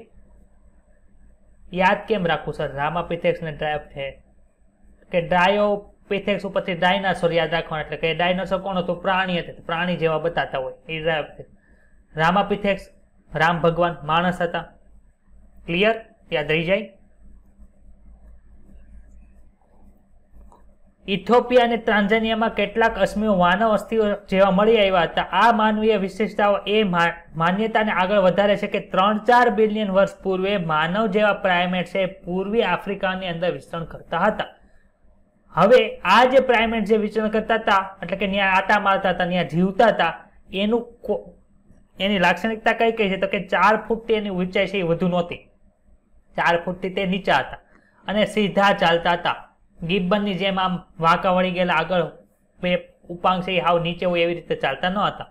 2 મિલિયન યર પૂર્વે ઓસ્ટ્રેલોપિથેસિન સંભવિત પૂર્વી આફ્રિકાના ઘાસના મેદાનમાં રહેતા હતા. હવે ભાઈ આમાં ઓસ્ટ્રેલોપિથેસિનના આફ્રિકાના ઘાસના મેદાનો ક્યાં આવ્યા તો કે આપણે ઉદ્વિકાસ ભણવાનો છે, ડિટેલમાં નથી ભણવાનો, તો યાદ રાખજો કે પૂર્વી આફ્રિકાના ઘાસના મેદાનો હતા. ત્યાં કોણ જોવા મળતું? ઓસ્ટ્રેલોપિથેસિન નામના જે ત્યારના જે પ્રાઇમેટ છે આપણને જોવા મળતા હતા. અને તે શરૂઆતમાં પથ્થરોના હથિયારોથી શિકાર કરતા હતા, પરંતુ મૂળભૂત રીતે ફળો ખાતા હતા. શિકાર શું કામ કરતા હતા તો કે પોતાના વસ્ત્ર પહેરવા હાટું એવી રીતે કરતા હોય અને પ્રાણીઓથી બચવા માટે શિકાર કરતા હતા. ખાતા હતા તો કે ફળ. કોણ ખાતું હતું ફળ? શિકારો કરતા પણ ફળ કોણ ખાતું હતું બોલો તો? શોધવામાં આવેલ અશ્મિઓમાંના કેટલાક અસ્થિઓ ભિન્ન હતા. આ જીવને પ્રથમ માનવ જેવા કહેવાતા માનવીય હોય તેને હોમો હિબિલિસ કહેવામાં આવ્યા. હોમો હિબિલિસ યાદ રાખજો. ઓલા બધા રામાપિથેક્સ ને ડાયોપિથેક્સ ને એવું બધું હતું, પણ હોમો શબ્દ પ્રજાતિની અંદર આવી ગયો. હોમો એટલે માણસ જેવા દેખાતો હોય ને પ્રથમ માનવ જેવા કહેવાતા હોય એવા કોણ છે તો કે હોમો હિબિલિસ છે. મગજની ક્ષમતા કેટલી હતી? 650 થી 800 સીસી ને. સર આ સીસી શું છે તો કે ક્યુબિક સેન્ટીમીટર. તમે સેમી ક્યુબ કહો છો ને. ક્ષમતા એટલે કે કદ કેમાં માપવામાં આવે? કદ છે એ ઘનના સ્વરૂપમાં લખાય, ક્ષેત્રફળ છે સ્ક્વેરના સ્વરૂપમાં લખાય. ખબર પડે છે આવું? તેમ મગજની જે ક્ષમતા છે એ કેટલી છે તો કે 650 થી 800 ક્યુબિક સેન્ટીમીટરની છે એમ સીસી નો અર્થ થાય. એટલે કે મગજનું કદ. આ પણ માંસ ખાતા નહોતા. કોણ માંસ નહોતું ખાતું? કે હોમો હિબિલિસ છે એ પણ માંસ છે એ ખાતા નહોતા. 1891 ની અંદર લખી નાખવાના એ બાજુમાં 1891 કોણ છે તો કે ભાઈ જાવામાંથી શોધાયેલ અશ્મિ એ આગળનું ચરણ પ્રકટ કર્યું જે હોમો ઇરેક્સ 1.5 મિલિયન વર્ષ પૂર્વ હતા. કેટલા? 1.5 વર્ષ મિલિયન પૂર્વ. હવે નજીક આવતો જાય છે ને સમયગાળો. હોમો ઇરેક્સનું મગજ છે કેવું હતું? મોટું હતું, જે લગભગ 900 સીસી હતું. હોમો હિબિલિસ કરતા એનું મગજ કેવું હતું? મોટું હતું. હોમો ઇરેક્સ એ માંસ ખાતા હતા. અવરચંડે જો શરૂ કરી માંસ ખાવાની, માણસ જેવા બતાવવા મળ્યા નથી. પછી કોણ આવ્યું તો કે નીએન્ડરથલ માનવ આવ્યો. એની મગજ ક્ષમતા કેટલી કે 1400 સીસી, સૌથી વધારે. તમને એમ પૂછ સૌથી વધારે મસ્તિષ્ક ક્ષમતા માનવ જેવા દેખાતા કયા પ્રાઇમેટની હતી તો શું આવશે? કેટલી હતી? 1400 સીસીની હતી. એની સાથે કેટલા વર્ષ પૂર્વે તો કે 1 લાખ થી 40,000 વર્ષ પૂર્વે. આ જો સમયગાળો ઘટતો જાય છે એટલે કે તેમ તમે નજીક આવો ને એમ તો એવું નહીં લખીને 1 લાખ થી 4 લાખ વર્ષ પૂર્વે એમ નહીં આવે. 1 લાખ થી 40,000 વર્ષ પૂર્વે મધ્ય એશિયાની નજીક રહેતા હતા. તેઓ તેમના શરીરની રક્ષા માટે કોનો ઉપયોગ કરતા? ખાલનો ઉપયોગ કરતા હતા અને તેમના મૃતકોને જમીનમાં દાટતા હતા. હોમો સેપિયન્સ ક્યાંથી આવ્યા ભાઈ? એટલે કે હોમો સેપિયન્સ એટલે કોણ? આપણે. ક્યાંથી આવ્યા તો કે આફ્રિકામાં પ્રગટ થયા, સમગ્ર ખંડોમાં પછી સ્થળાંતર થયા. જેમ જેમ મગજ હાલતો ગયા એમ એક જગ્યાએથી બીજી જગ્યાએ સ્થળાંતર પામતા ગયા અને ભિન્ન જાતિઓમાં ભિન્ન જાતોની અંદર, જાતિઓ નહીં જાતો, જાતો એટલે કે ઇન્ડિયન, અમેરિકન, એ બધું જાતો કહી શકે કે ન કહી શકે? તો કે આપણે અલગ અલગ છે પણ જાતિ એક છે પણ જાત કેવી છે? અલગ અલગ છે. માનો કે તમે ગાયની અંદર જો તો ગીર ગાય ને એવી રીતે અલગ કહેવાય ગાય, પણ એની અંદર પોતાની સ્પેસિફિક વિશેષતાઓ હોય, એના આધારે એવી રીતનું હોય. ખબર પડી બધાને? 75,000 થી 10,000 વર્ષ અગાઉ હિમયુગ દરમિયાન આધુનિક હોમોસેપિયન્સ છે પ્રગટ થયા. આધુનિક હોમોસેપિયન્સ ક્યારે? તો કે 75,000 થી 10,000 વર્ષ. પ્રાગ ઇતિહાસ જે ગુફા કલાનો વિકાસ છે ક્યારે છે? તો કે 18,000 વર્ષ પહેલા થયો. અને પ્રાગ ઐતિહાસિક માનવ દ્વારા તૈયાર કરેલ ચિત્રો છે ક્યાં જોવા મળે? તો કે મધ્યપ્રદેશના રાયસન જિલ્લામાં ભીમબેટકા ખડક ઉપર આવી એક ગુફા જોવા મળે. આવું આપણે ભાઈ સમાજ વિદ્યામાં ભણી ગયા છે, જે આપણો ઇતિહાસ બતાવતા હોય તે. 10,000 વર્ષ પૂર્વે કૃષિ શરૂ થઈ, એટલે કે ખેતીનો વિકાસ થયો. એટલે જે પાક ઉગાડવો એ ઉગાડવાની શરૂઆત 10,000 વર્ષ પહેલા થઈ અને માનવ વસાવતો શરૂ થઈ. પછી તે જે થયું એ માનવ ઇતિહાસને વૃદ્ધિ અને સંસ્કૃતિના ઘટાડાનો ભાગ હતો. તો નીચે જો બધા આ એપ જેવા બતાય છે, જ્યારે ઉપર છે એ બધા કેવા છે? તો કે માનવ જેવા બતાય છે. ખબર પડી બધાને? આ ખોપરીમાંથી આ ખોપરીનો ડેવલપમેન્ટ થયું અને આ ખોપરીમાંથી આ ખોપરીનો ડેવલપમેન્ટ થયું. જો પુખ્ત આધુનિક માનવ ઉપર બતાવ્યો છે, પછી છે બાળ ચિમ્પાન્જી છે અને પુખ્ત ચિમ્પાન્જીની ખોપરીની તુલના કરી છે, અને એના આધારે આપણને ખબર પડે છે કે કેવી રીતે ઉદ વિકાસ થયો હોય.